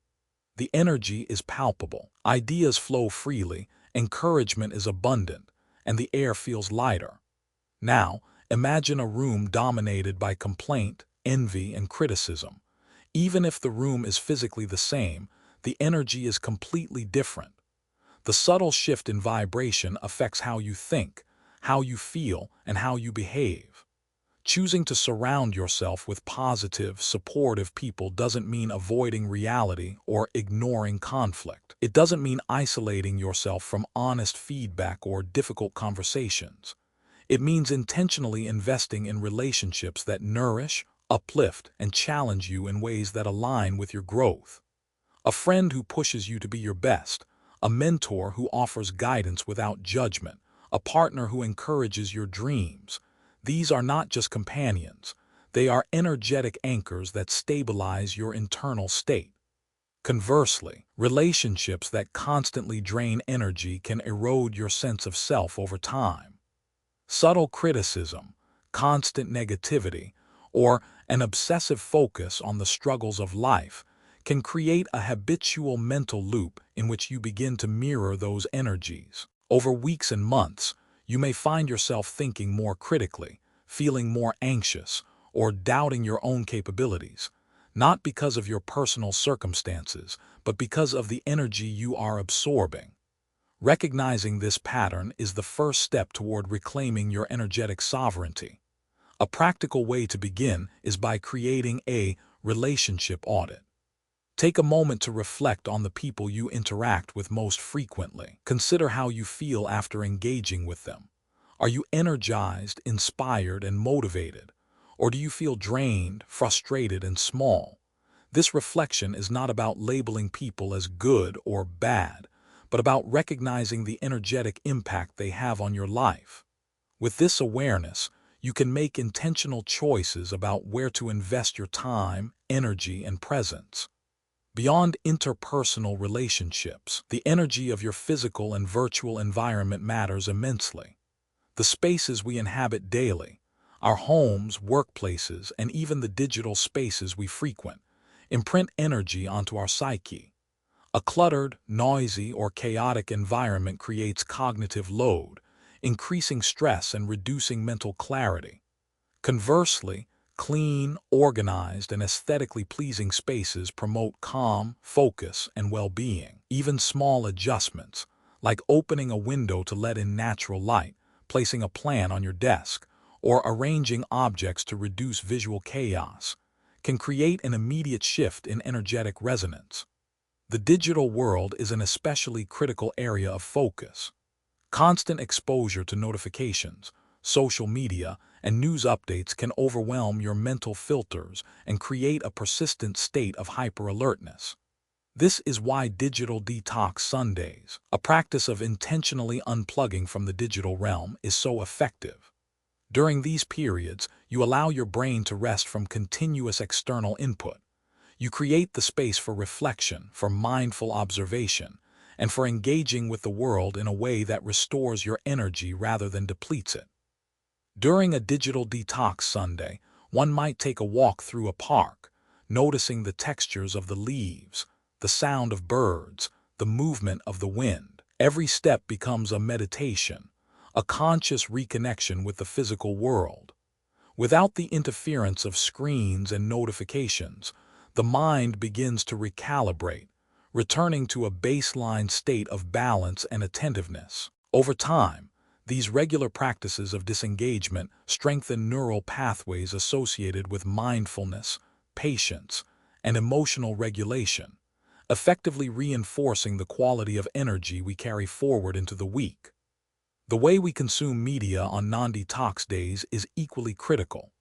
Constant exposure to sensationalized headlines, polarizing commentary, or emotionally charged content can skew our perception of reality. While it is important to stay informed, selective consumption, choosing sources that are credible, balanced, and constructive, protects our mental energy. Similarly, engaging with content that inspires curiosity, creativity, or learning nourishes the mind and supports a positive energetic framework. In essence, the energy we allow into our consciousness shapes not only our mood, but also our decisions, behaviors, and capacity for resilience. Another vital element of energy management is intentional solitude. Time spent alone is often undervalued, yet it provides a unique opportunity to reset internal energy and align with personal intentions. Solitude allows reflection, creativity, and mental reorganization. Without the noise of external opinions, obligations, and stimuli, you can access a deeper state of awareness, clarifying what energizes you and what drains you. Practices such as journaling, meditative reflection, or simply sitting in nature cultivate internal harmony, ensuring that the energy you project into the world is balanced and authentic. The synergy between internal and external energy is crucial. While we can curate our external environment through relationships, spaces, and media, we must simultaneously cultivate internal energy through mental practices. Mindfulness, gratitude, and intentional thought management form the foundation of internal energy. Each thought, intention, or emotion either strengthens or depletes our energetic reservoir. By consciously nurturing positive internal states, we create a protective buffer against external negativity. Over time, this internal strength allows us to thrive even in challenging circumstances, maintaining clarity, creativity, and resilience. It is also important to acknowledge the role of physical energy in shaping mental and emotional states. Nutrition, exercise, and rest are not merely health recommendations. They are energetic practices. Proper nourishment fuels the body and mind. Physical activity releases tension and elevates mood. And adequate sleep restores both mental clarity and emotional stability. The interplay between physical, mental, and environmental energy is intricate. Neglect in one area inevitably affects the others. By attending to all aspects of energy, social, digital, physical, and internal, we create a holistic framework that supports sustained well-being. Energy management also extends to daily rituals and habits. The habits we cultivate, from morning routines to evening reflections, create a repetitive energetic pattern that shapes our responses to life. Starting the day with a positive intention, a short meditation, or mindful movement sets a baseline of energetic alignment that carries through subsequent tasks and interactions. Ending the day with reflection, gratitude, or journaling reinforces a sense of completion and renewal. These intentional rituals act as energetic scaffolding, supporting our ability to maintain equilibrium, focus, and positivity throughout the day. In practical terms, surrounding yourself with the right energy may involve a combination of strategies: curating social interactions, managing media intake, designing physical spaces, practicing digital detox, cultivating internal mental practices, maintaining physical health, and embedding positive rituals into your daily schedule. Each element reinforces the others, creating a comprehensive system that nurtures energy rather than depletes it. The result is a life in which your mind, body, and spirit are aligned with constructive, nourishing energy, capable of responding to life's challenges with resilience and creativity. The energy we cultivate also has ripple effects beyond ourselves. When we radiate positivity, resilience, and clarity, we influence the energy of those around us. Families, workplaces, communities. Each of these systems is sensitive to the energy individuals contribute. By maintaining high-quality energy, we contribute to an ecosystem of positivity that not only benefits ourselves, but also uplifts others. In this sense, energy management is both a personal and collective responsibility. Stories from everyday life illustrate this principle vividly. Consider a teacher in Philadelphia who consistently enters the classroom with a sense of calm, curiosity, and encouragement. The energy they bring to the room shapes the learning environment profoundly. Students respond to the positivity, engagement, and presence of the teacher, creating a dynamic in which learning becomes collaborative, joyful, and resilient. Conversely, a teacher who enters the room tense, frustrated, or emotionally drained creates an environment of stress and disengagement. The same principles apply to leaders, parents, friends, and colleagues. Our energy directly impacts the quality of interactions and outcomes around us. Finally, surrounding yourself with the right energy is a practice of self-respect and personal sovereignty. It is an acknowledgement that your time, attention, and presence are valuable, and that protecting your energy is not selfish. It is essential. It requires conscious decision-making, intentional boundaries, and the courage to prioritize environments, habits, and relationships that align with your highest well-being. In doing so, you cultivate an energetic ecosystem that supports growth, joy, creativity, and resilience. Another crucial aspect of surrounding yourself with the right energy is the intentional cultivation of spaces that inspire and rejuvenate your mind and spirit. Physical environments are far more than mere backdrops to our lives. They are dynamic influences on our thoughts, moods, and energy levels. When we inhabit spaces filled with chaos, clutter, or disarray, our minds are subconsciously reminded of disorder and instability, which can generate stress, anxiety, and distraction.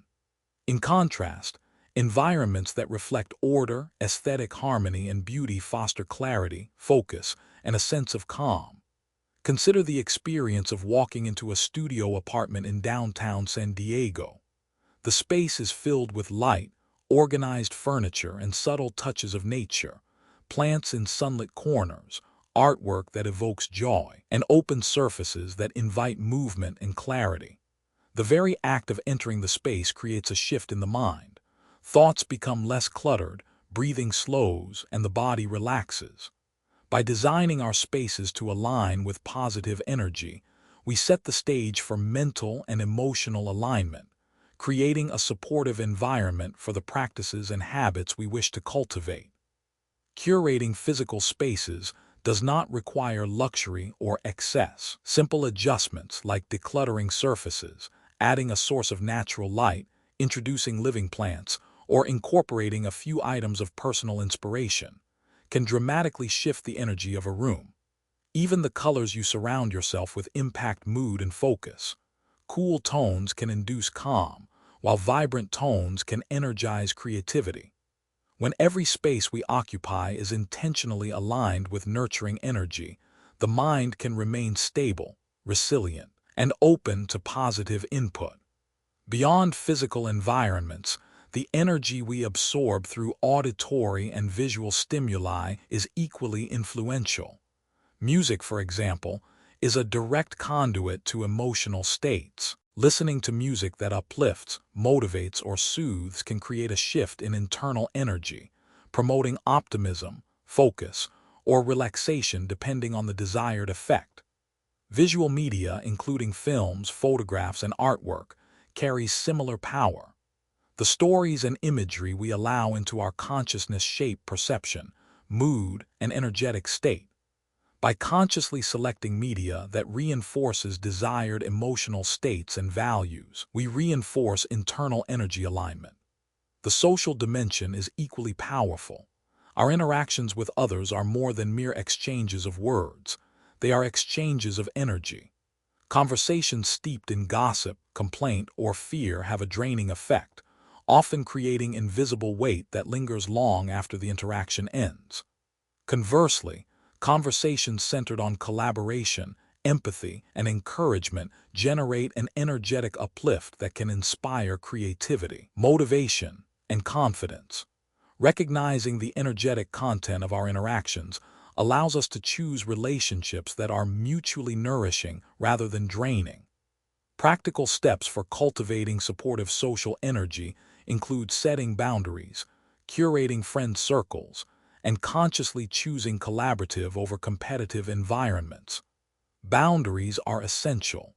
They ensure that your energy is not siphoned by persistent negativity. By politely limiting interactions with individuals who consistently drain your energy, you create room for supportive and inspiring relationships. Likewise, consciously seeking communities of shared values, vision, and positivity amplifies the energy that surrounds you. Whether it is a book club, a meditation group, or a creative circle, communities aligned with positive energy reinforce your own energetic state, even in unavoidable environments where negative energy may be present, such as workplaces, schools, or public spaces. Mindful strategies can protect and elevate your energy. Practices such as setting clear mental intentions, visualizing protective energy boundaries, and focusing on neutral or positive aspects of the environment can buffer the influence of external negativity. Over time, these practices build resilience, enabling you to navigate challenging environments without compromising your internal energy. An illustrative example comes from a local co-working space in Seattle. Individuals at the same location report vastly different experiences depending on their engagement with energy. One person, immersed in gossip and comparison, experiences stress, distraction, and low motivation. Another, consciously choosing to focus on collaboration, shared learning, and supportive interactions, experiences inspiration, clarity, and productivity. The space itself is neutral. The difference arises entirely from the energy they cultivate and allow to influence them. Digital spaces, in particular, present a unique challenge in energy management. The modern digital landscape offers unprecedented access to information, connection, and opportunity, but it also exposes us to constant negativity, judgment, and comparison.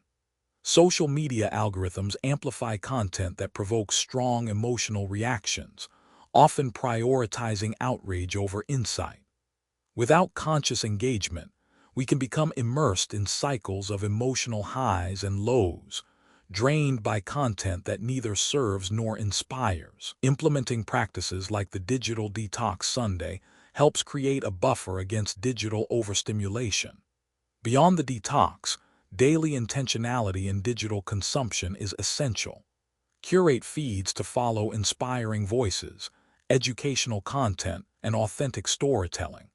Limit exposure to contentious or fear-driven material. Just as a balanced diet nourishes the body, a balanced informational diet nourishes the mind, aligning energy with growth, clarity, and resilience. Physical movement is another avenue for cultivating energy. Regular exercise, whether a brisk walk, yoga session, or strength training, aligns the body, mind, and energy. Physical activity releases tension, elevates mood, and restores balance to energy systems. Combining movement with mindfulness, such as walking in nature with full attention to sensory experiences, amplifies these effects. Gratitude walks, where individuals consciously acknowledge aspects of life they appreciate, merge physical movement with mental alignment, reinforcing positive energy both internally and externally. It is also critical to recognize that energy flows in cycles.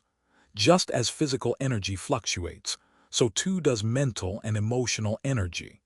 Awareness of these natural rhythms allows for intentional adjustment.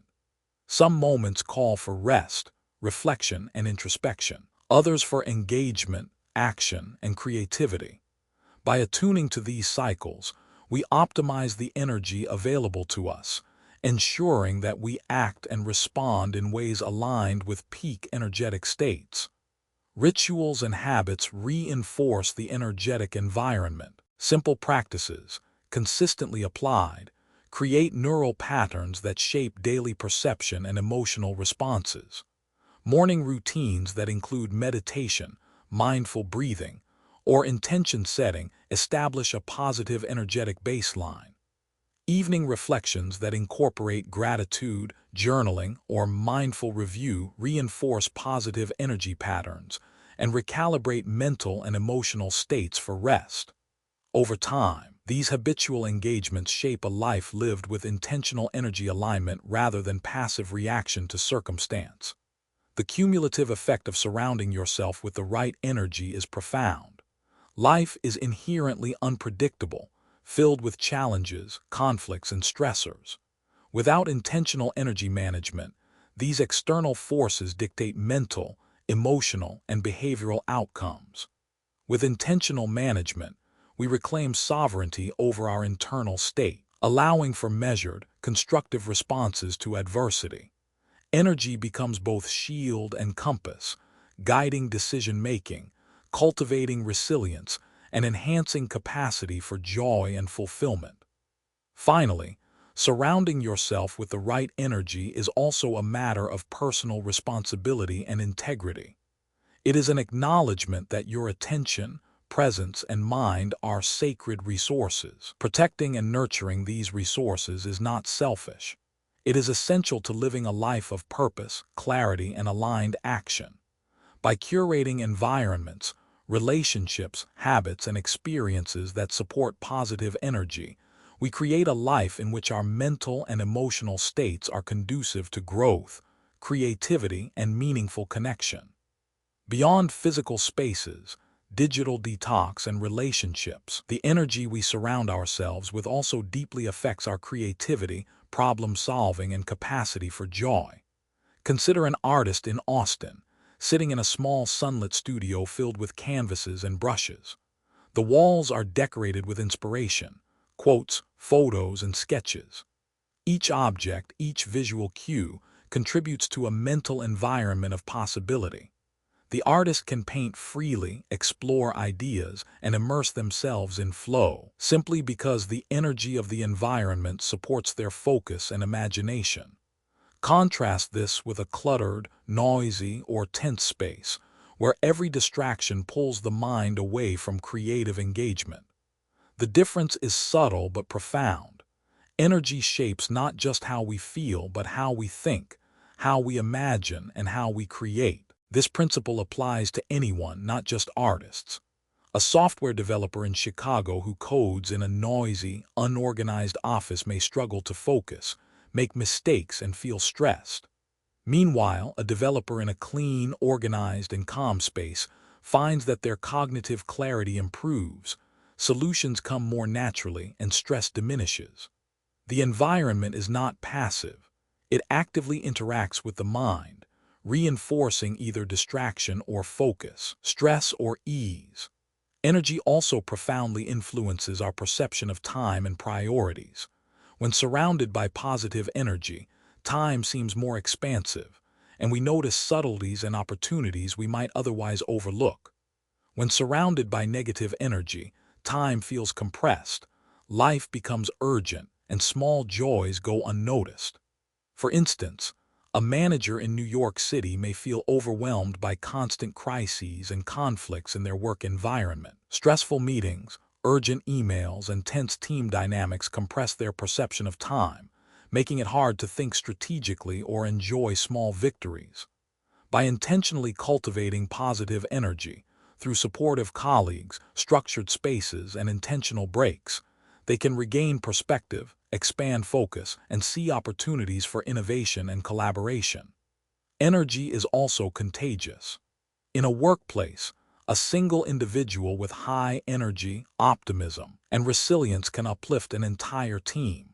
Conversely, one person dominated by negativity, fear, or doubt can sap the collective energy of a group. This is why intentional energy management is not just an individual practice, it is a leadership strategy. Leaders who manage their energy effectively create environments in which teams thrive, creativity flourishes, and stress diminishes.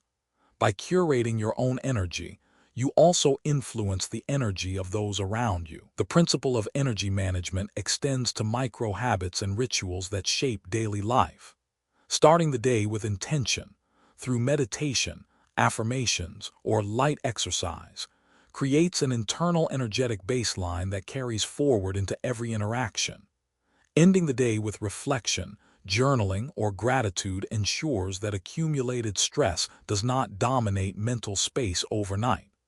Over time, these micro-practices become automatic, forming the foundation for sustained energy balance.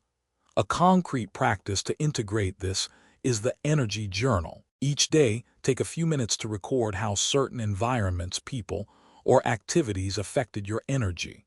Note moments of uplift and moments of drain. Over time, patterns will emerge, guiding conscious choices about where to spend time, who to interact with, and what activities to prioritize. The act of reflection itself cultivates mindfulness and strengthens the ability to regulate energy. Consider an example from a bustling cafe in San Francisco. Two patrons sit at adjacent tables. One is absorbed in reading positive news and journaling reflections. The other scrolls endlessly through social media, exposed to distressing headlines and divisive commentary. By the time they leave, the first patron feels energized, focused, and calm. The second patron leaves stressed, distracted, and anxious. The environment was the same, yet the internal energy shift is entirely determined by conscious choice and engagement with stimuli. Energy management is also about intentional focus. What you choose to notice amplifies its impact. If you consistently focus on what's missing, negative, or imperfect, energy is directed toward reinforcing dissatisfaction. If you consistently focus on growth, gratitude, and possibility, energy strengthens optimism and resilience. This is why practices like mindful observation, gratitude exercises, and reframing challenges are essential. They actively guide energy in constructive directions.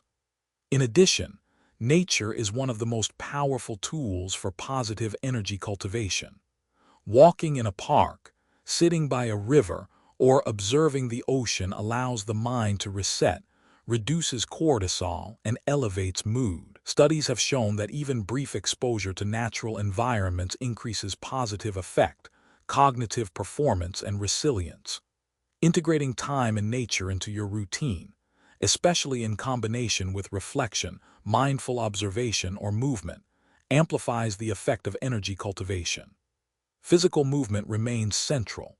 Walking, stretching, yoga, or more vigorous exercise releases tension, aligns body and mind, and elevates energetic resonance. The practice of walking, particularly, can become a meditative experience when attention is directed toward sensory observation and gratitude. Steps become a rhythm that harmonizes internal energy, while conscious focus on breath, movement, and surroundings anchors presence. Combining this with intentional mental practices, affirmations, visualization, gratitude reflection, creates a holistic energetic reset. It's also vital to recognize that energy depletion often comes from misaligned priorities. When we spend time and attention on tasks, people, or activities that do not serve our highest intentions, energy is lost. Regular reflection, planning, and realignment help ensure that daily choices are consistent with goals, values, and desired emotional states. This conscious alignment prevents chronic energetic drain and fosters sustainable focus, motivation, and emotional well-being. Community and collective energy also play a role. Being part of groups where positivity, growth, and creativity are emphasized can reinforce internal energy states. Community involvement, volunteering, or participating in group activities creates shared energetic resonance, boosting morale and resilience. Even small, intentional contributions to others, acts of kindness, mentorship, or support, generate positive energy that circulates back, enhancing both individual and collective well-being. Finally, surrounding yourself with the right energy is an ongoing, intentional, and holistic practice. It requires awareness, evaluation, and deliberate action in multiple domains: physical environment, social relationships, digital engagement, personal rituals, and alignment of priorities. By consciously designing your energetic ecosystem, you protect and cultivate the energy necessary for clarity, focus, creativity, and emotional balance. This practice is not passive, it is active, requiring consistent attention and reinforcement. Yet the rewards are profound. A life lived with intention, vitality, and resilience, in which challenges are navigated with composure and joy, is abundant even amidst adversity. Another critical dimension of surrounding yourself with the right energy is intentional engagement with the rhythms of life. Just as a musician follows the tempo of a composition, our energy flows in cycles throughout the day, week, and year. Understanding and aligning with these natural rhythms amplifies our ability to maintain positive energy. Morning energy may be best suited for focused work or creative exploration, while evenings may be ideal for reflection, connection, or rest.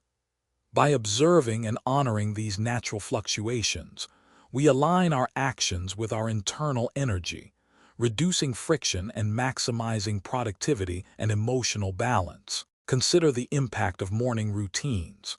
A mindful morning, beginning with deep breathing, reflection, gratitude, or light movement, establishes an energetic baseline for the day. The body is primed, the mind is centered, and the heart is receptive. Conversely, rushing into the day, immediately engaging with stressful emails, or consuming negative media primes the brain for reactive and depleted energy patterns. The energy we carry from morning into the day cascades through our interactions, decisions, and perceptions. By intentionally designing morning practices, we set the tone for the rest of the day, reinforcing alignment with positive energy. Energy management also involves conscious handling of challenges and conflicts. Life inevitably presents situations that test our patience, resilience, and focus. How we respond to these challenges directly affects the energy we maintain and emit. Approaching difficulties with curiosity, reframing obstacles as opportunities for growth, and practicing mindfulness amidst chaos transforms potentially draining situations into sources of empowerment. For example, a manager navigating a high-pressure project can choose to respond with stress and frustration, amplifying negative energy, or with composure, focus, and problem-solving, generating constructive energy that uplifts the team. Travel and exposure to new environments are additional methods to shape and enhance energy. Experiencing unfamiliar cultures, landscapes, and perspectives encourages flexibility, curiosity, and openness, qualities that cultivate positive energy. A weekend in the mountains, observing the natural rhythms of wildlife and the movement of clouds, can reset mental patterns, inspire awe, and replenish internal energy. Similarly, visiting art galleries or museums offers an immersive experience that enriches perspective, stimulates creativity, and elevates emotional resonance. Engaging with the world in these intentional ways fosters energy that aligns with growth, wonder, and positivity. Journaling is another powerful tool for energy cultivation. By reflecting on daily experiences, noting moments of inspiration, success, gratitude, and learning, we actively reinforce positive energy patterns. Journaling serves as both a mirror and a map. It allows us to see where energy has been spent, where it has been lost, and where it has been gained. Over time, this practice builds self-awareness, helps identify energy-draining patterns, and encourages deliberate choices that enhance well-being. Mindful social interactions are equally critical. In group settings, whether at work, in social gatherings, or in family contexts, energy is collectively created. By maintaining awareness of personal energy contributions, one can actively influence group dynamics. Positive reinforcement, constructive communication, and empathetic engagement generate a collective energy field conducive to collaboration, innovation, and emotional safety. Conversely, engagement characterized by negativity, criticism, or judgment contributes to energy depletion and tension. Recognizing and choosing how we contribute to these dynamics is a central component of surrounding oneself with the right energy. Physical health practices are inseparable from energy management. Nutrition, sleep, and movement collectively influence energetic capacity. Nutrient-rich food provides the fuel necessary for sustained mental and physical energy, while adequate sleep restores cognitive function and emotional regulation. Movement, whether structured exercise or mindful walking, releases tension, improves circulation, and elevates mood. The interplay between physical and emotional energy underscores the holistic nature of energy management. Neglect in one domain invariably affects the others. Breathing practices, meditation, and visualization techniques further enhance energy regulation. Deep, conscious breathing increases oxygenation, reduces stress responses, and establishes a calm baseline for thought and action. Meditation cultivates awareness of internal states, allowing individuals to observe and modulate energy fluctuations. Visualization exercises, imagining desired outcomes, positive interactions, or healing processes, serve as energetic primers, aligning internal states with intentions and reinforcing constructive energetic patterns. Creating rituals around energy renewal solidifies these practices. Simple daily rituals, morning reflections, midday mindfulness pauses, evening gratitude review, establish predictable energy reinforcement. Over time, these rituals become automatic, creating sustained energetic alignment that buffers against daily stressors and challenges. Collective rituals, such as shared team reflections, group meditations, or communal gratitude exercises, amplify energy through social reinforcement, enhancing both individual and communal well-being. The concept of energy hygiene emerges as a synthesis of these practices. Just as personal hygiene maintains physical health, energy hygiene maintains mental, emotional, and spiritual well-being. Regular assessment of physical environment, social interactions, media consumption, daily routines, and internal dialogue ensures that energy remains constructive rather than depleting. Practices such as decluttering, setting boundaries, engaging in reflective journaling, and scheduling digital detoxes constitute essential components of this energetic maintenance. Stories of transformation abound in those who intentionally curate their energy. Consider an entrepreneur in Los Angeles overwhelmed by the pressures of a startup.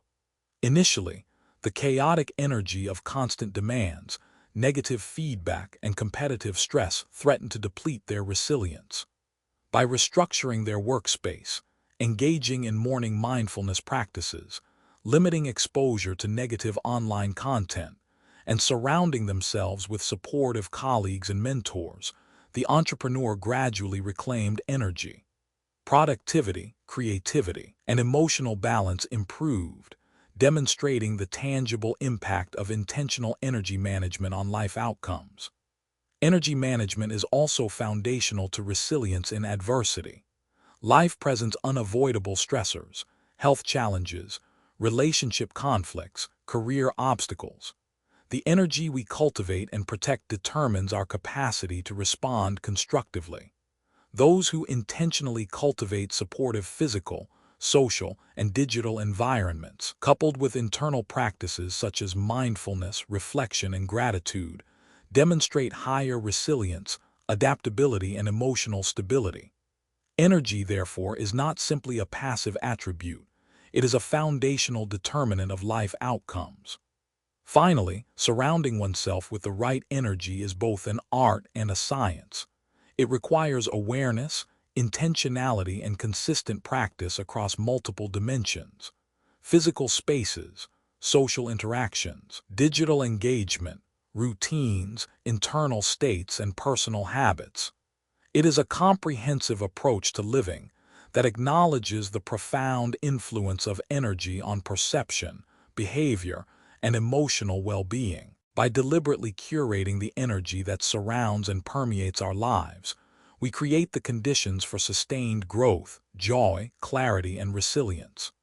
The cumulative effect of these practices, environmental curation, digital detox, social alignment, physical health, mindfulness, and reflective rituals, creates a life lived with intention, purpose, and balance. Energy becomes a tangible resource that we manage, nurture, and direct, enabling us to navigate life's challenges with focus, presence, and emotional equilibrium. In mastering the art of surrounding oneself with the right energy, we cultivate not only personal well-being, but also a positive influence on the communities and environments we touch. Energy is not only influenced by what we consume, but also by the intentions we carry.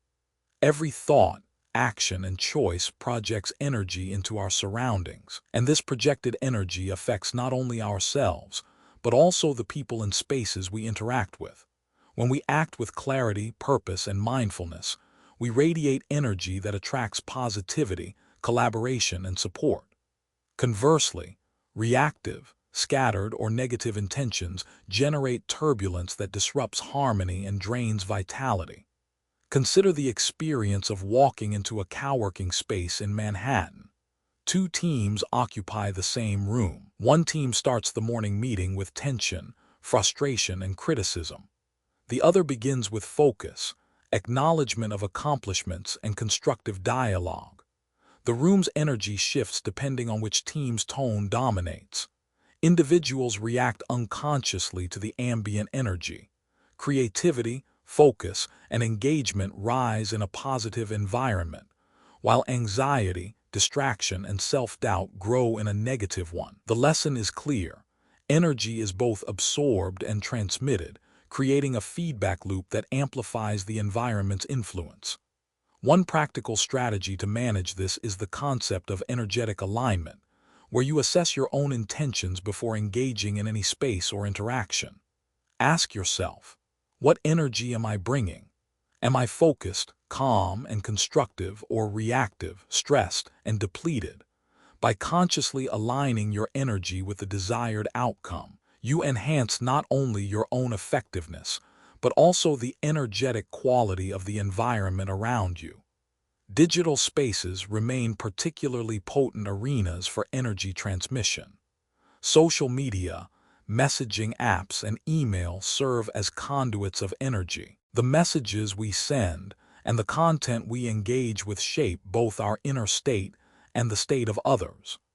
Responding to negativity with reflection, choosing content that uplifts, and limiting exposure to draining interactions ensures that your digital environment supports your energetic intentions.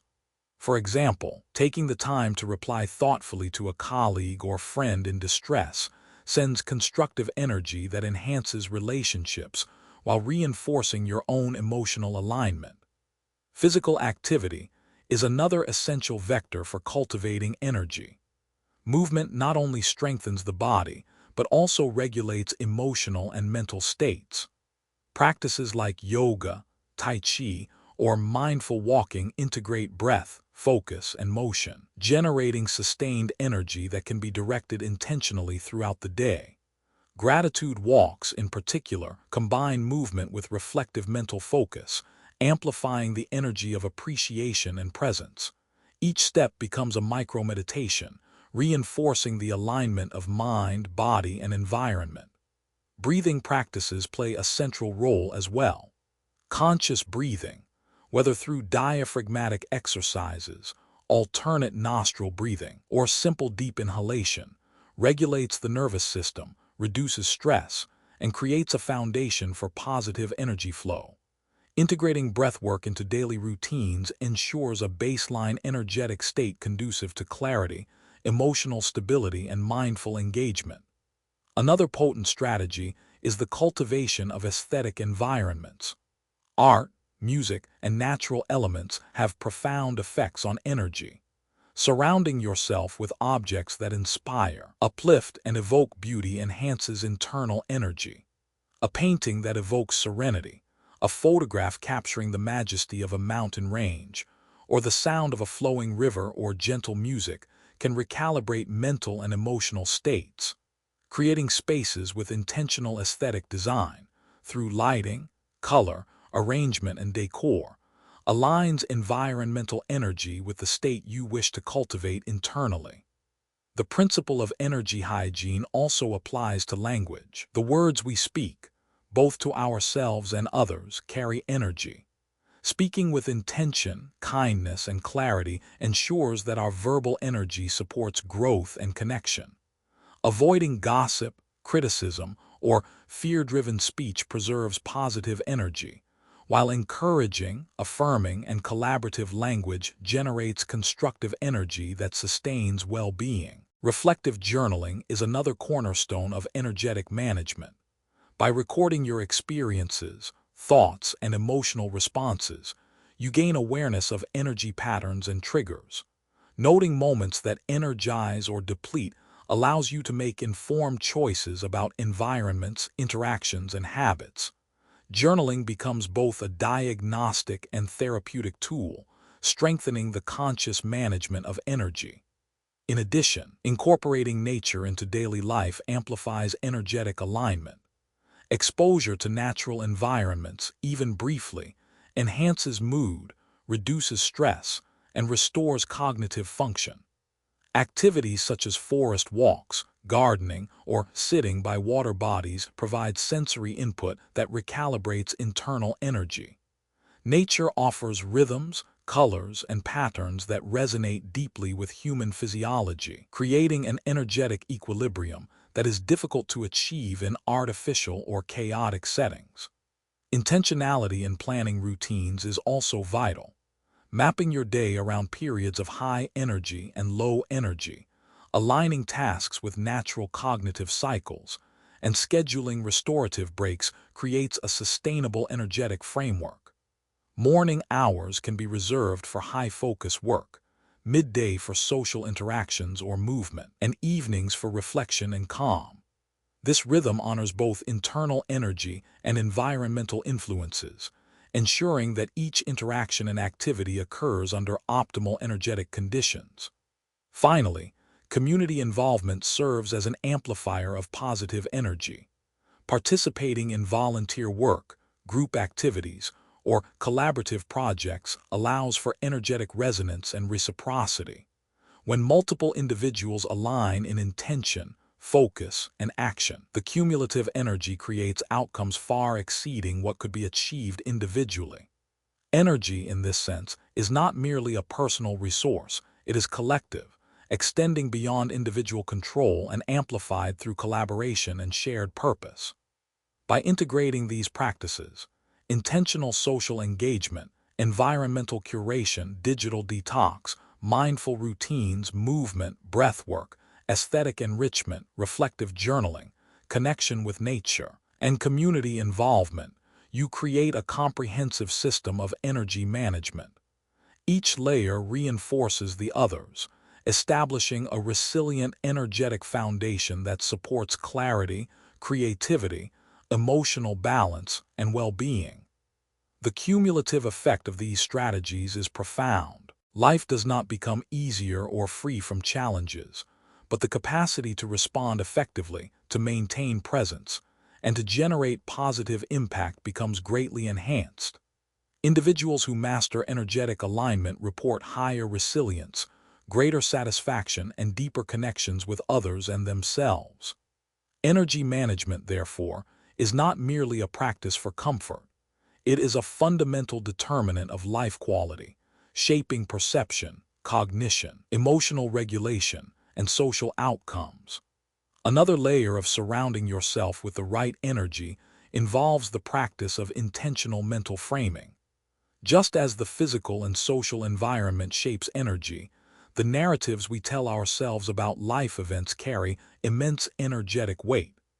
How we interpret setbacks, achievements, and interactions directly influences our internal energy, and by extension, how we influence the world. This is where reframing and energetic awareness intersect. By consciously choosing interpretations that are constructive rather than destructive, we maintain a higher quality energy state. Take, for example, a situation that is familiar to many, receiving criticism at work. The immediate reaction is often defensive, perhaps anger, shame, or frustration surfaces. If allowed to dominate, this reaction shapes energy negatively, reinforcing stress and tension throughout the day. However, with intentional energetic awareness, the same criticism can be reframed as an opportunity for growth. One can ask, what is the useful feedback here? How can this help me improve or see a blind spot? This reframing shifts the energy from defensive and depleting to curious, empowered, and constructive. A story from a small tech startup in San Francisco illustrates this principle. A developer received critical feedback during a product review. Initially, frustration and self-doubt arose. Instead of reacting impulsively, she paused, took a few deep breaths, and reflected on the feedback through a lens of growth. She asked herself what she could learn and how she could improve. The energy shifted immediately, from tension and defensiveness to clarity and focus. The result: not only did her performance improve, but her relationships with colleagues strengthened because she contributed a calm, receptive, and solution-oriented energy to the team. In addition to mental framing, physical micro-practices can reinforce positive energy throughout the day. Short pauses for deep breathing, a brief walk outside, or a few minutes of meditation can reset internal energy before it becomes depleted.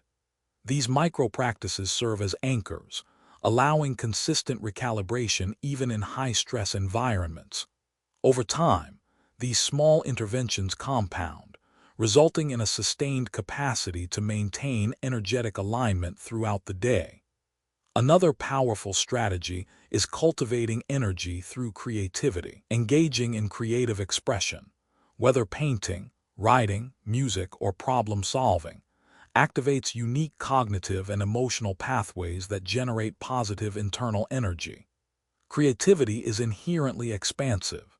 It stretches perception, encourages curiosity, and connects us to a sense of purpose.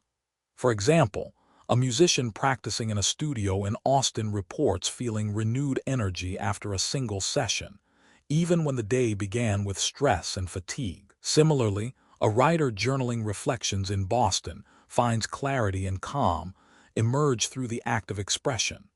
Creative practices are thus both restorative and generative, enhancing energy that carries into all aspects of life. Energy also flows through intentional connection with others. Relationships function as conduits of energy exchange. The quality of engagement determines whether energy is elevated or depleted. Practices such as active listening, empathetic communication, and offering support without expectation create positive energetic resonance.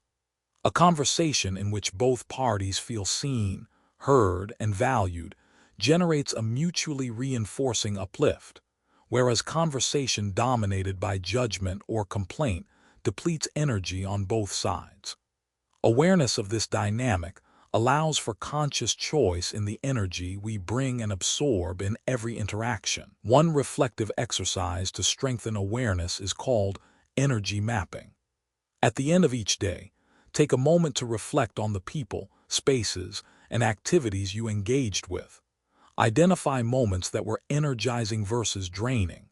Note patterns and consider what actions could optimize energy in future interactions. This process cultivates a deep understanding of how external and internal factors interact to shape daily energy, reinforcing conscious management and intentionality. Nature remains an unparalleled source of positive energy. Research consistently demonstrates that exposure to natural environments reduces stress, enhances cognitive function, and elevates mood. Walking in a forest, observing ocean waves, or simply sitting in a park allows for sensory immersion that recalibrates internal energy. Integrating nature into daily routines, even in brief intervals, creates a consistent flow of restorative energy that supports mental clarity, emotional balance, and physical vitality. Energy management also includes the practice of energetic decluttering. This involves consciously releasing negative thoughts, limiting exposure to draining media, and disengaging from unproductive or toxic interactions. Just as physical clutter creates stress, mental and emotional clutter can sap energy. Practices such as journaling, meditation, and reflective breathing help identify and release these energetic blockages. Over time, this creates a clear, unobstructed flow of energy that allows for enhanced focus, creativity, and emotional equilibrium. Intentional rituals around energy cultivation are essential for long-term alignment. Morning rituals might include mindful breathing, meditation, movement, and intention setting. Midday pauses can reset energy, such as a brief walk outside or a reflection on positive experiences. Evening routines may include journaling, gratitude practice, and intentional rest. These rituals create predictable energetic scaffolding, supporting consistent performance, mental clarity, and emotional stability. Energy is cumulative. Small choices made repeatedly compound over time. Choosing to absorb positive energy, generate constructive energy, and release depleting energy daily creates a feedback loop that reinforces resilience, creativity, and emotional balance. This principle applies across domains: personal, professional, and communal. Leaders, parents, educators, and creatives who consciously manage their energy see amplified impact in their effectiveness, satisfaction, and influence. A final dimension of energy alignment involves integrating reflection and gratitude. Pausing to acknowledge what is working, what is beautiful, and what nourishes your well-being reinforces positive energy. Gratitude walks, journaling, and mindful observation of nature serve as practices that anchor energy in awareness, appreciation, and presence. By combining these with intentional management of social, digital, and physical environments, we create a holistic system of energy cultivation. Stories from everyday life demonstrate the tangible effects of energetic alignment. A teacher in Philadelphia, despite high-stress classroom conditions, intentionally designs a calm, organized classroom, cultivates supportive relationships with students and colleagues, and begins the day with mindfulness practices. Over time, not only does the teacher's personal energy improve, but the collective energy of the classroom shifts. Engagement, focus, and collaboration increase, and student outcomes improve.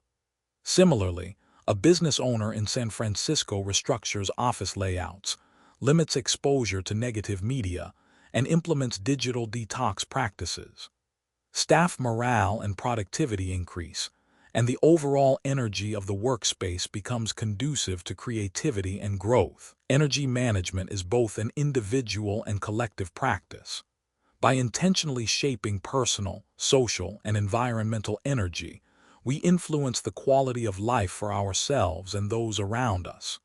We move from reactive, passive engagement with life's circumstances to proactive, intentional curation of energy. This alignment enhances mental clarity, emotional resilience, creativity, and social harmony, creating a foundation for fulfillment and sustainable success. To fully understand the power of surrounding yourself with the right energy, we must recognize that the energy we project is directly related to the energy we are willing to receive. This concept of reciprocal energy exchange is vital because it reinforces the idea that we are not passive recipients of energy. We are active participants in shaping the world around us. Just as we can absorb positive energy from others, we also have the power to influence the energy of our environment, making it conducive to growth, creativity, and connection. This dynamic plays out regularly in the workplace. Imagine a scenario where a team in a large company is facing a critical deadline. The energy in the room is tense, filled with anxiety and uncertainty. One member of the team, however, remains calm and composed, offering solutions and encouragement. This individual's energy is like a lighthouse in the storm, providing a steadying influence for the rest of the team. Slowly, others begin to shift their focus, moving away from the stress and toward problem solving. The energy of the room shifts from anxiety to cooperation, from panic to clarity. What once felt like an insurmountable challenge becomes an opportunity for collective creativity and collaboration. This shift in energy didn't happen by accident. It occurred because one person chose to project calmness and positivity, and in doing so, created a ripple effect that changed the environment for everyone. This story exemplifies a fundamental truth. When we manage our energy, we are not only taking care of ourselves but also positively influencing those around us. It's a reminder that energy is contagious. Whether it's a workplace, a social gathering, or a family setting, our emotional states ripple outward, affecting the collective energy. The energy we create internally has the potential to transform the external environment. This is particularly evident in leadership. A leader who radiates positive energy, whether through confidence, empathy, or a clear sense of purpose, can uplift an entire organization. Conversely, a leader who is disconnected, reactive, or steeped in negativity can quickly create an environment where stress, disengagement, and low morale become the norm. Leadership is not just about making decisions. It's about cultivating an energetic environment that fosters collaboration, trust, and innovation. When leaders prioritize energy management, they create the conditions for growth and success, not just for themselves but for everyone they lead. The same principle applies to social settings. When you walk into a room, what kind of energy do you bring? Are you projecting a calm, open energy that invites connection? Or do you bring tension, frustration, or indifference? The energy we radiate directly influences how we are received and how we connect with others. Being mindful of the energy we project allows us to foster deeper, more authentic connections. It's a practice that requires self-awareness, emotional intelligence, and the willingness to shift our mindset when necessary. One of the most powerful ways to cultivate positive energy is by practicing gratitude in relationships. When you express genuine appreciation for the people around you, whether for their kindness, their contributions, or their presence, you reinforce positive energy. This practice of verbalizing gratitude not only strengthens your bonds with others, but also creates a positive feedback loop. As you acknowledge the goodness in those around you, you begin to see even more of it. Gratitude becomes a magnifying lens, allowing us to focus on the positive and let go of the negative. Take the example of a close-knit group of friends. If one person consistently expresses appreciation and acknowledgement for the group, it shifts the dynamic.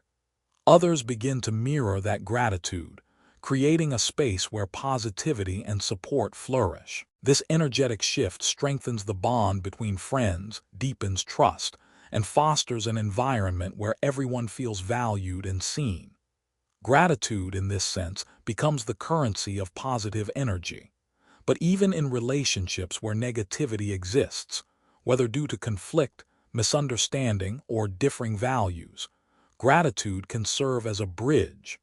By focusing on the positive aspects of the relationship, you can shift the narrative from one of resentment to one of appreciation. If a relationship is difficult, focusing on moments of kindness, shared experiences, or common goals can transform the energy surrounding the interaction. Gratitude allows us to see the good, even in challenging situations, and to reframe our perception of others and ourselves.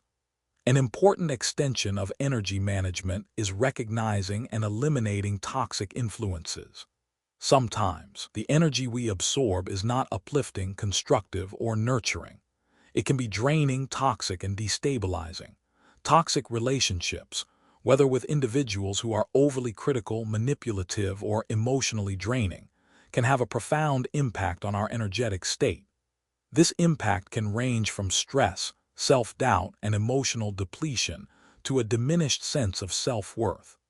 Recognizing toxic energy is the first step in protecting yourself from its effects. It's essential to establish boundaries with individuals who consistently undermine your energy. This doesn't mean cutting people off entirely, but rather asserting the limits of what you are willing to tolerate. Setting clear boundaries, whether through limiting contact, redefining expectations, or expressing your needs directly, creates the space necessary for healthier interactions. It's also essential to recognize the difference between healthy conflict and toxic behavior. Disagreements and differences of opinion are natural in any relationship, but how we handle them determines the energetic outcome. Healthy conflict allows for growth and resolution, while toxic conflict tends to escalate, creating division and resentment. Learning to engage in conflict with respect, empathy, and a willingness to listen transforms what could be a draining experience into one that fosters understanding and connection. One of the most powerful tools for managing energy is the practice of mindful self-talk. The inner dialogue we maintain shapes our perception of ourselves and the world around us. Negative self-talk, criticism, self-doubt, and harsh judgments drains energy, perpetuating feelings of inadequacy, anxiety, and fear. Positive self-talk, on the other hand, builds confidence, clarity, and resilience.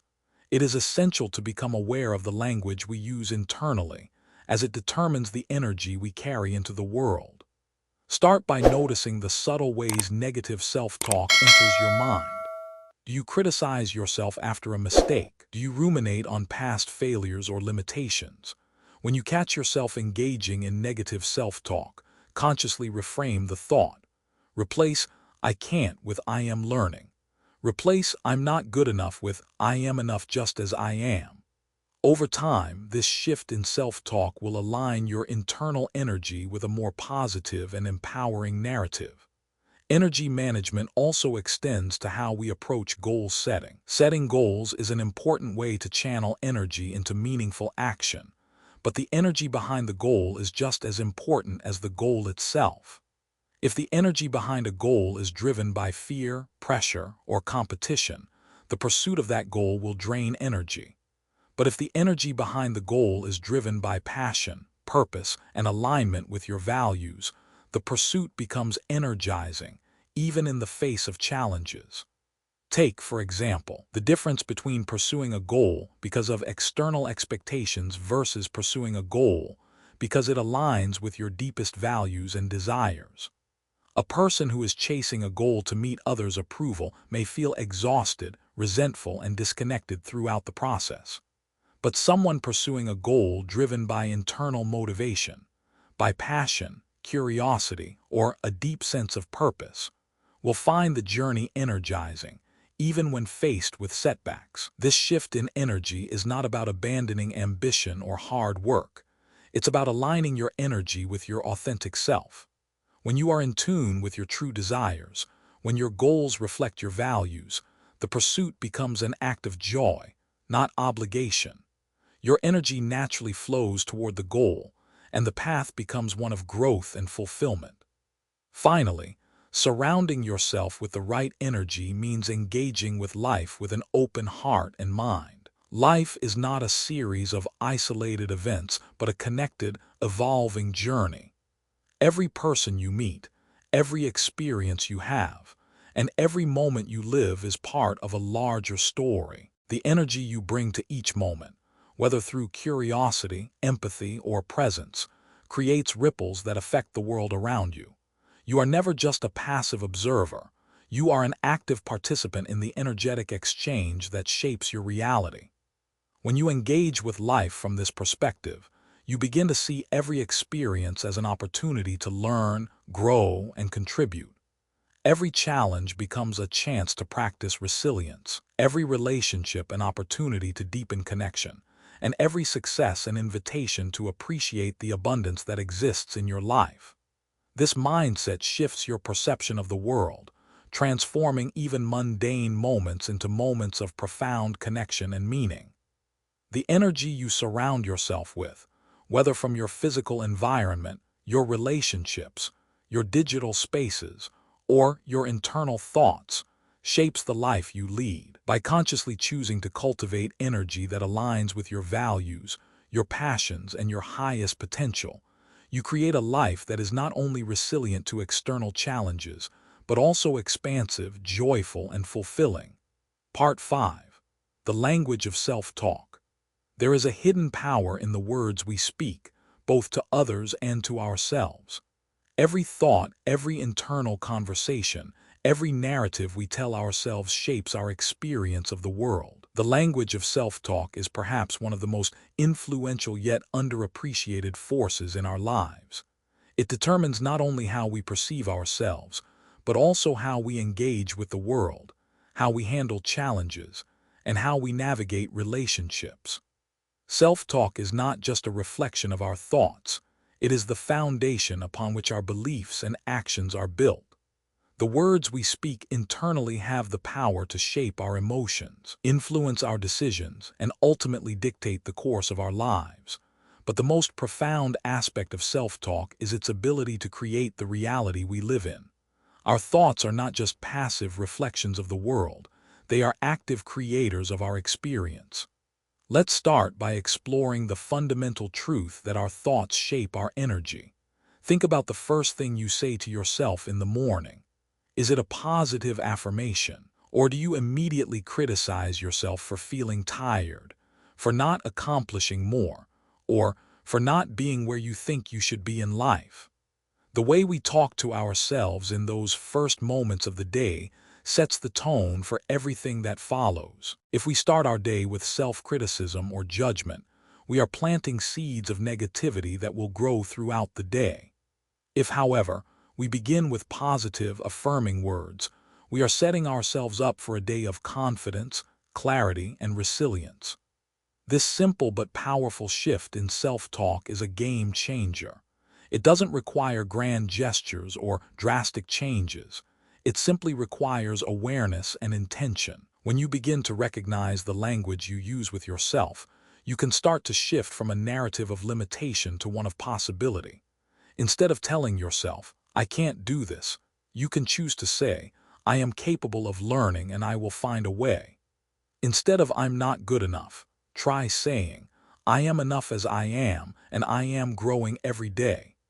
The language of possibility opens doors that the language of limitation keeps closed. The power of self-talk extends to the way we approach challenges and setbacks. Life is full of obstacles, and how we respond to them often determines our success or failure. When we face a challenge, our self-talk can either be a source of empowerment or a source of defeat. Let's say you're confronted with a difficult project at work. The first instinct might be to panic, to think, "I'm not qualified for this," or "this is too much for me to handle." This self-talk creates an immediate emotional response, fear, anxiety, and self-doubt, which makes it harder to think clearly and take action. Now, imagine the alternative. Instead of getting caught up in negative self-talk, you reframe the situation with empowering language. You tell yourself, "This is a challenge and I am capable of rising to it. I have the skills to handle this, and I will take it one step at a time." This shift in language creates a shift in energy. Instead of feeling overwhelmed and powerless, you feel capable and in control. You're still facing the same challenge, but your mindset has shifted from one of defeat to one of possibility. The language of self-talk directly impacts your ability to navigate the challenge with clarity and confidence. The language of self-talk also plays a critical role in how we relate to failure.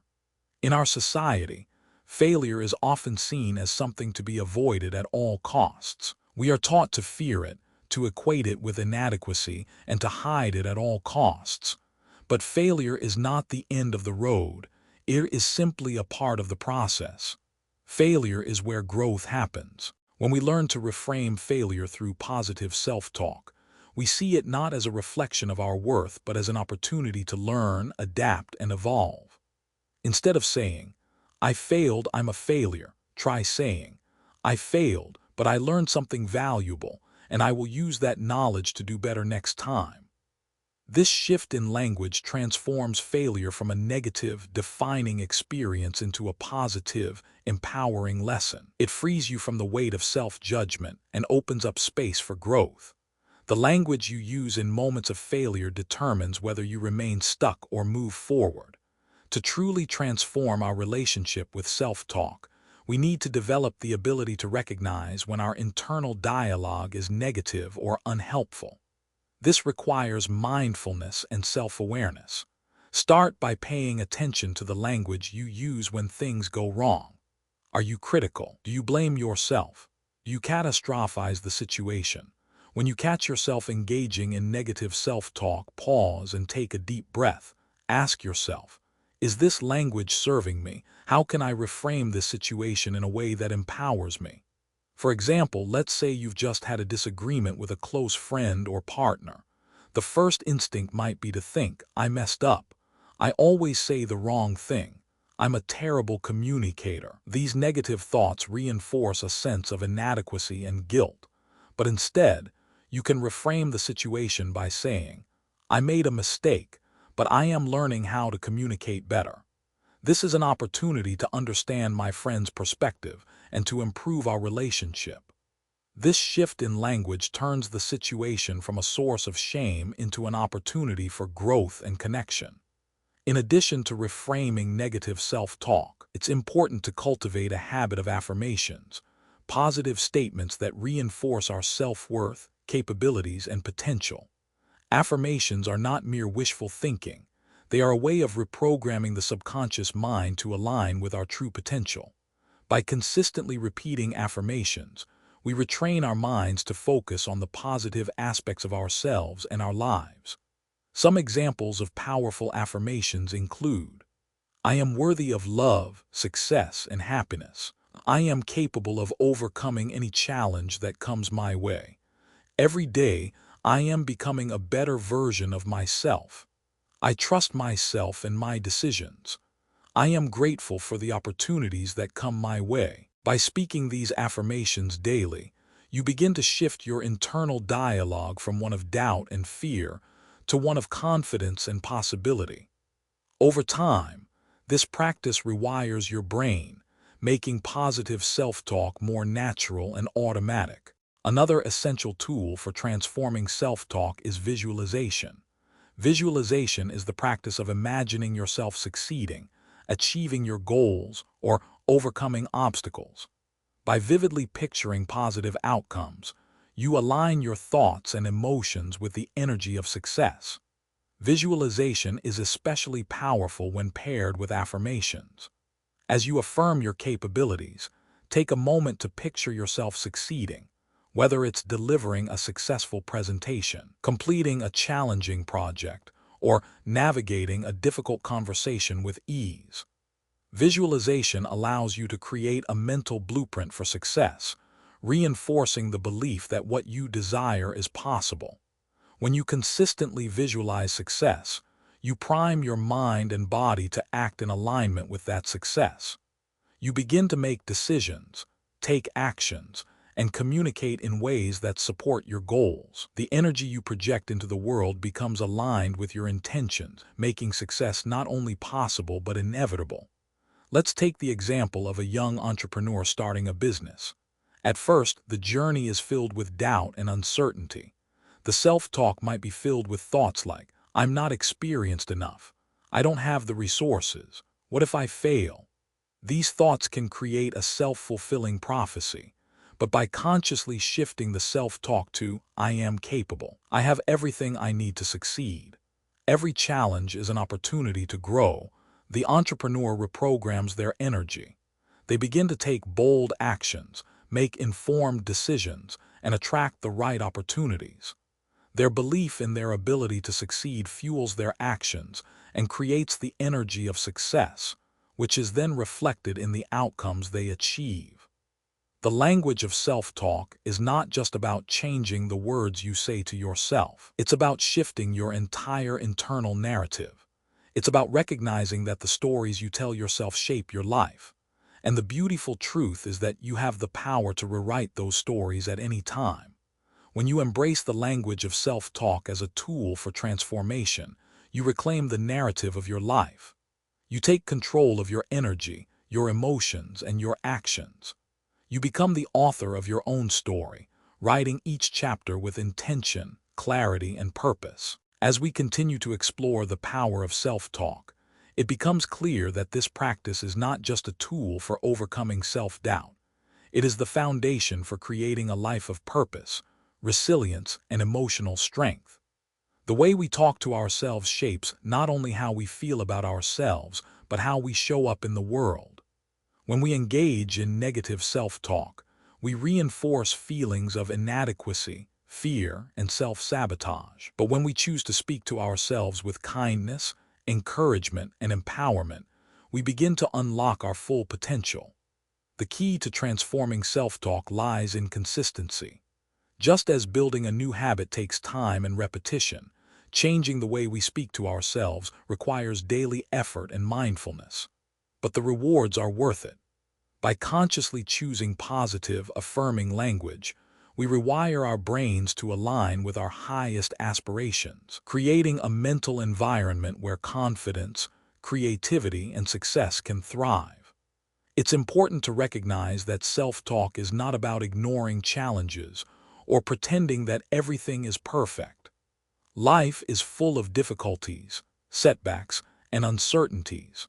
But how we choose to talk to ourselves in the face of these challenges determines how we move forward. A person who speaks to themselves with self-compassion and encouragement will approach challenges with a sense of curiosity and resilience. They will see obstacles as opportunities to learn and grow, rather than as insurmountable barriers. On the other hand, a person who engages in negative self-talk will be more likely to shrink back, give up, or become overwhelmed by fear and doubt. In addition to reframing challenges, it's crucial to cultivate a mindset of abundance. Negative self-talk often arises from a mindset of scarcity, a belief that there is not enough success, love, or opportunity to go around. This mindset can trap us in feelings of competition, comparison, and inadequacy. But when we adopt a mindset of abundance, we recognize that there is more than enough for everyone. Success is not limited, love is not finite, and opportunities are everywhere. By affirming this mindset daily through self-talk, we shift our internal energy from scarcity to abundance, opening ourselves up to limitless possibilities. One of the most effective ways to cultivate an abundance mindset is through daily affirmations. Affirmations are simple, positive statements that reinforce the beliefs we want to cultivate. By repeating affirmations each day, we begin to reprogram our minds to focus on what is possible rather than what is lacking. Here are a few examples of powerful abundance affirmations. There is enough success and opportunity for everyone, including me. I am worthy of love, respect, and success. I trust the process of life and know that everything is unfolding perfectly. I have everything I need to achieve my goals and dreams. Every challenge is an opportunity for growth and learning. When we repeat these affirmations, we are not simply wishing for something to happen. We are affirming the truth of what is already available to us.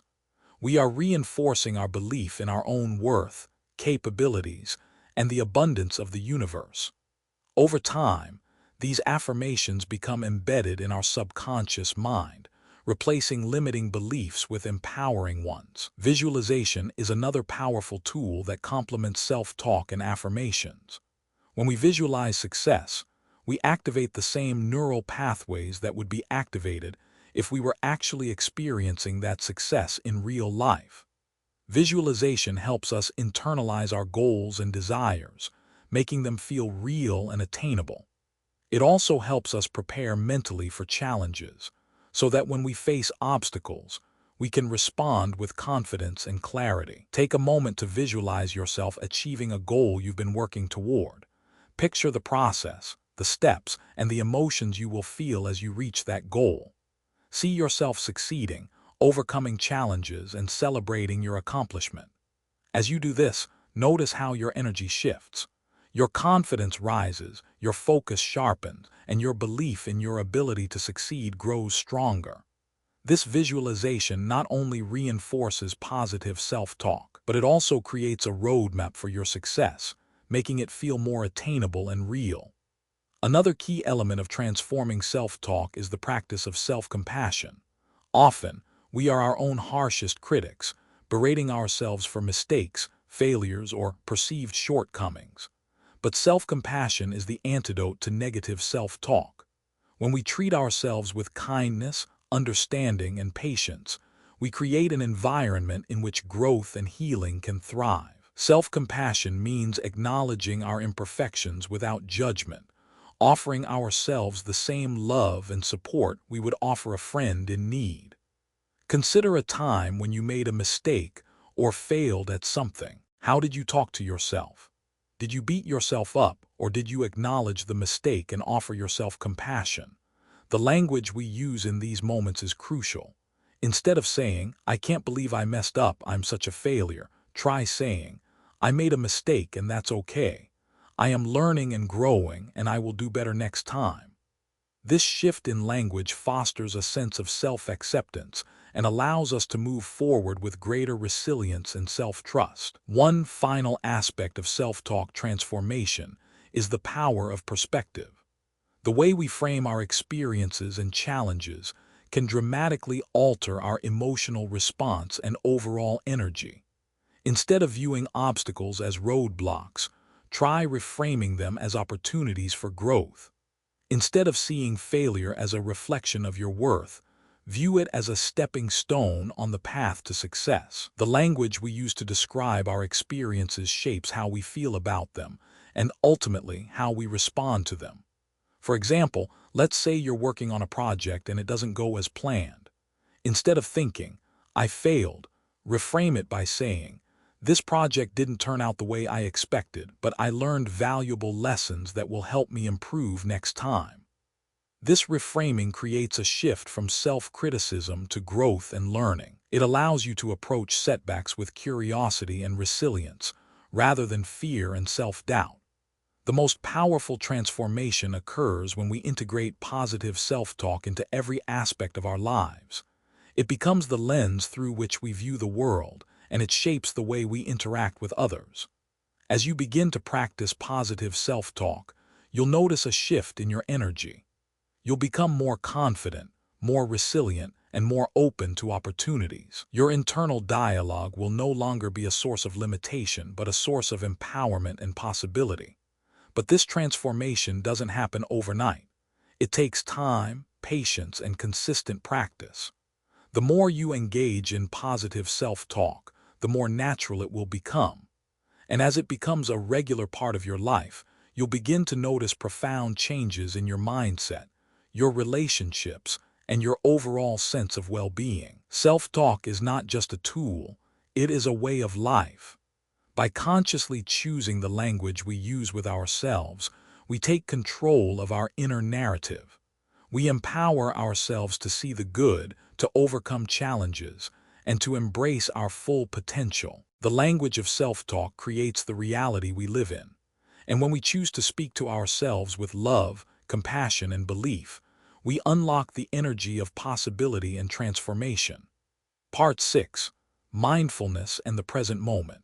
There is a quiet, subtle power in the present moment, one that often goes unnoticed because it exists between the constant noise of our past regrets and future worries. The present moment is where life truly happens, yet we are often too preoccupied to fully engage with it.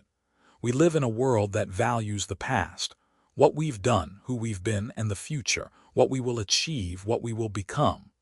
But the truth is, the only moment we truly have is now.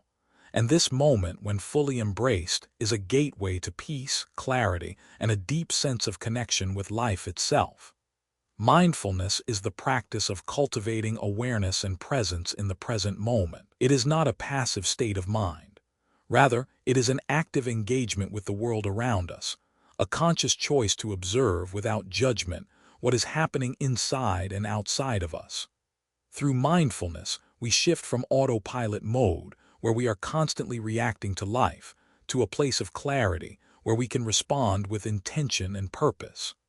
But the beauty of mindfulness is not just in its ability to calm the mind or reduce stress. It is in its capacity to awaken us to the richness of life, the richness of the now. So often we rush through our days, lost in the hum of productivity and the pull of to-do lists. But in doing so, we miss out on the simple joys of life, the feeling of the sun on our face, the sound of laughter, the taste of a warm meal, the beauty of a quiet moment. These things, simple though they may be, are the fabric of life itself. And when we stop long enough to appreciate them, we realize that life is already abundant, already rich, already full of blessings. The challenge, however, is that our minds are often pulled away from the present moment. We are conditioned to worry about the future, to replay the past, and to constantly analyze and judge our experiences. These mental habits create a state of mental clutter, where peace and clarity are hard to find. The more we focus on what has been or what might be, the more we lose touch with the present. And yet, it is in the present that all possibility exists. The past is gone, and the future has not yet arrived. The present is where we can create, heal, and grow. Mindfulness invites us to let go of the need to control everything, to release the grip of past narratives and future projections, and to simply be with what is. This doesn't mean that we ignore our past or future. It means that we acknowledge their presence without letting them dominate our experience of the now. It is the ability to recognize that the present moment, though fleeting, is all we really have, and it holds within it everything we need to find peace and clarity. Consider for a moment the act of drinking a cup of tea. In an ordinary moment, you might drink your tea while thinking about your next task, worrying about your day, or running through a mental checklist. But when you drink your tea mindfully, you are fully present with the experience. You notice the warmth of the cup in your hands, the aroma of the tea, the taste as it touches your lips. You are not distracted by the past or the future. You are simply there in the moment, enjoying the tea for what it is. This is mindfulness, a shift from automatic, distracted living to intentional, present living. Mindfulness is often practiced through meditation, a formal practice that trains the mind to focus on the present moment. Meditation involves sitting quietly, focusing on the breath, and noticing the thoughts that arise without judgment.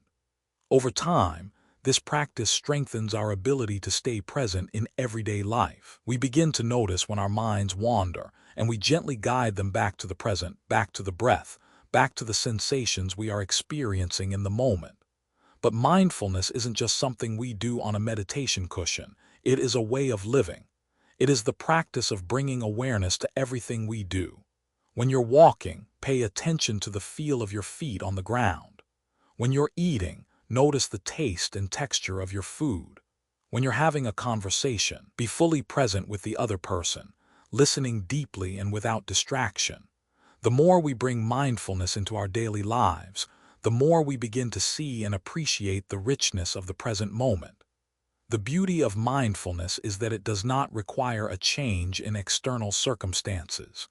You don't need to go on a retreat, change your environment, or wait for the perfect moment to begin. The present moment is always available to you. All you need to do is choose to be present with it. And when you do, You will begin to notice a profound shift in your experience of life. Imagine sitting in a quiet park, the sound of birds chirping in the background, the breeze gently rustling the leaves of nearby trees. In that moment, you may feel a sense of peace, a deep connection to nature, and a sense of gratitude for being alive. Now, think about how often we miss moments like this. We rush through our days, consumed by tasks, concerns, and distractions. We forget to stop and appreciate the simple beauty around us. But when we practice mindfulness, we slow down. We take time to observe, to feel, to be present. And in doing so, we open ourselves to the joy and peace that is always available to us. One of the most powerful effects of mindfulness is its ability to reduce stress and anxiety. When we are caught in the cycle of overthinking and worry, we create tension in the body and mind. But mindfulness breaks that cycle.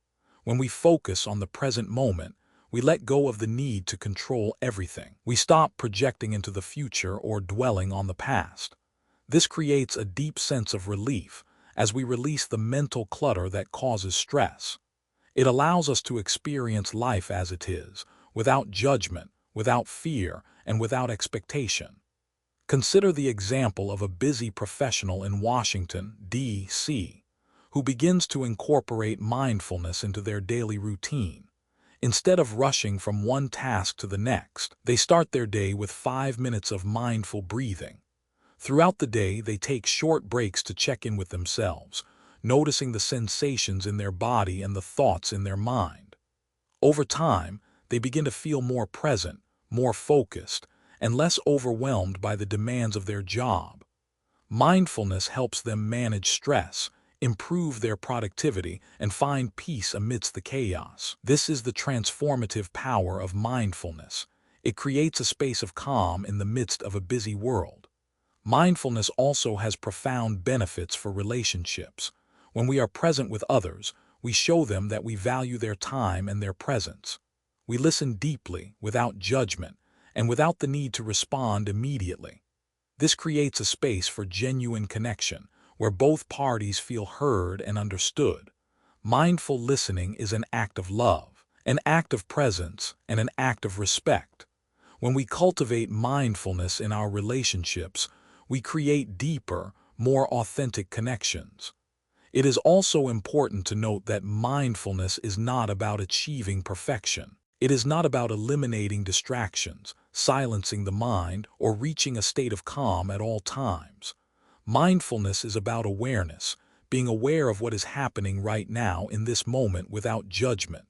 If your mind wanders, notice it without frustration. If you become distracted, gently bring your attention back to the present. Mindfulness is a practice, and like any practice, it is about progress, not perfection. Finally, mindfulness teaches us the art of acceptance. So often, we resist the present moment, wishing it were different or better. But the present moment as it is all we have. Mindfulness invites us to accept the moment fully, with all its imperfections and challenges. It encourages us to let go of the need to control and to simply be with what is. When we accept the present moment, we find peace. We release the struggle and embrace the flow of life. Part 7. Acts of kindness that rewire the heart. There is a profound power in kindness, a power that extends far beyond a simple act of goodwill. Kindness is not just a behavior, it is a force that reshapes us from the inside out. When we engage in acts of kindness, whether big or small, we are not only benefiting others, we are rewiring our own hearts, minds, and souls. Kindness in its purest form is an energy exchange. When we give kindness, we receive it, and in doing so, we become more connected to the world around us, more aligned with our higher selves, and more attuned to the deeper purpose of our lives. At the heart of kindness is compassion, the ability to understand and share the feelings of others. It is the recognition that we are all interconnected, that the pain of one is the pain of many, and that the joy of one is the joy of all. When we practice kindness, we begin to see beyond our own struggles and connect with the humanity in everyone we encounter. This connection is not just a mental or emotional bond. It is an energetic resonance that vibrates through our hearts and radiates outward into the world. Kindness is often misunderstood as something we do for others when we feel good about it or when it's convenient. But true kindness is a practice, a conscious decision to act with compassion, even when it's hard, even when it's inconvenient, and even when we are struggling ourselves. Kindness is not a reflection of our circumstances. It is a reflection of our capacity for empathy and love. It is a reminder that, no matter what we are going through, we have the power to lift others up, and in doing so, we elevate ourselves.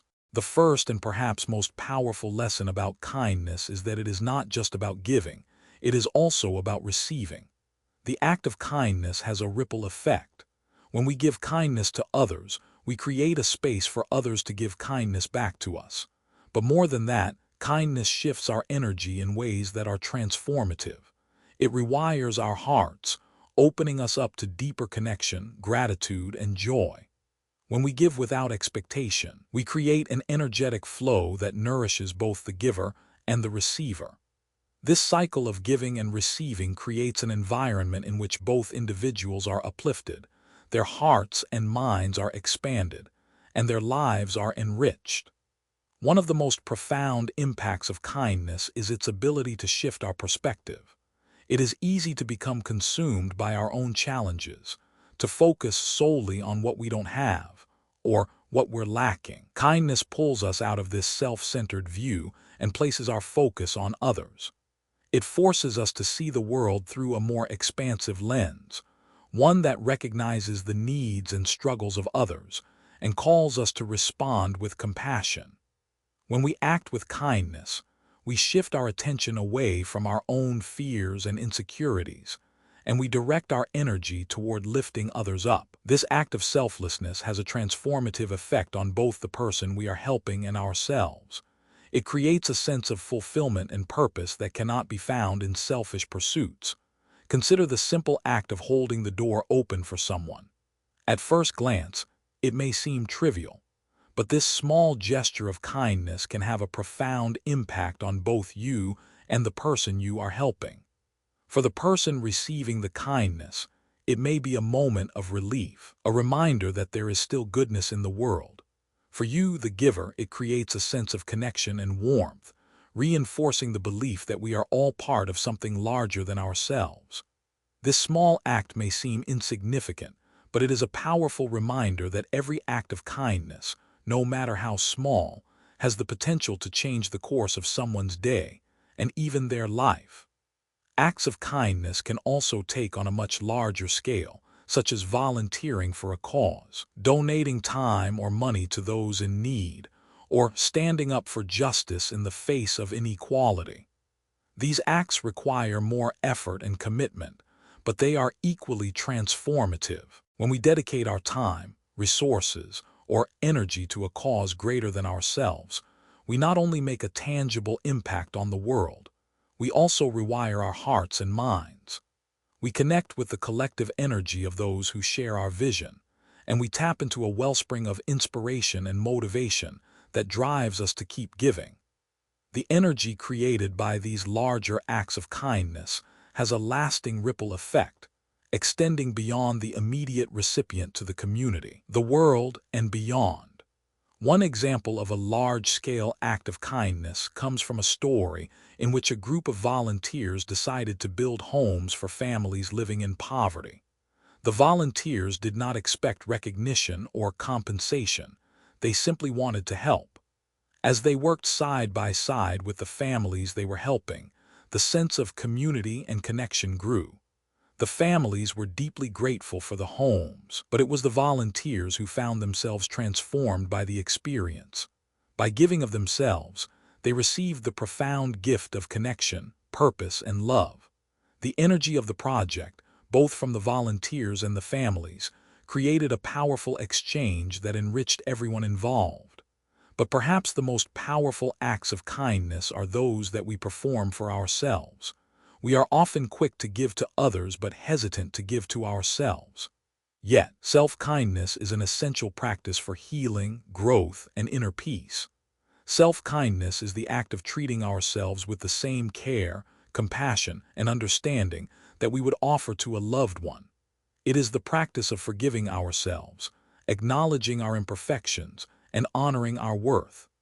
In a world that often values achievement over self-care, it can be difficult to recognize the importance of self-kindness. We are often taught to be hard on ourselves, to push ourselves to do more, be more, and achieve more. But self-kindness is not about indulgence or complacency. It is about nurturing our mental, emotional, and physical well-being. It is about recognizing that we are worthy of love and care, not because of what we accomplish, but because we are human. When we practice self-kindness, we heal the wounds of self-criticism, self-doubt, and shame. We create the space for self-love to flourish, and we give ourselves permission to grow, evolve, and become our best selves. One of the most effective ways to practice self-kindness is through self-compassionate self-talk. When you make a mistake, instead of berating yourself, offer yourself words of encouragement. Instead of saying, "I'm such a failure," try saying, "I made a mistake, but that's okay. I'm learning and growing." When you face a challenge, instead of doubting your abilities, say, "I'm capable of handling this.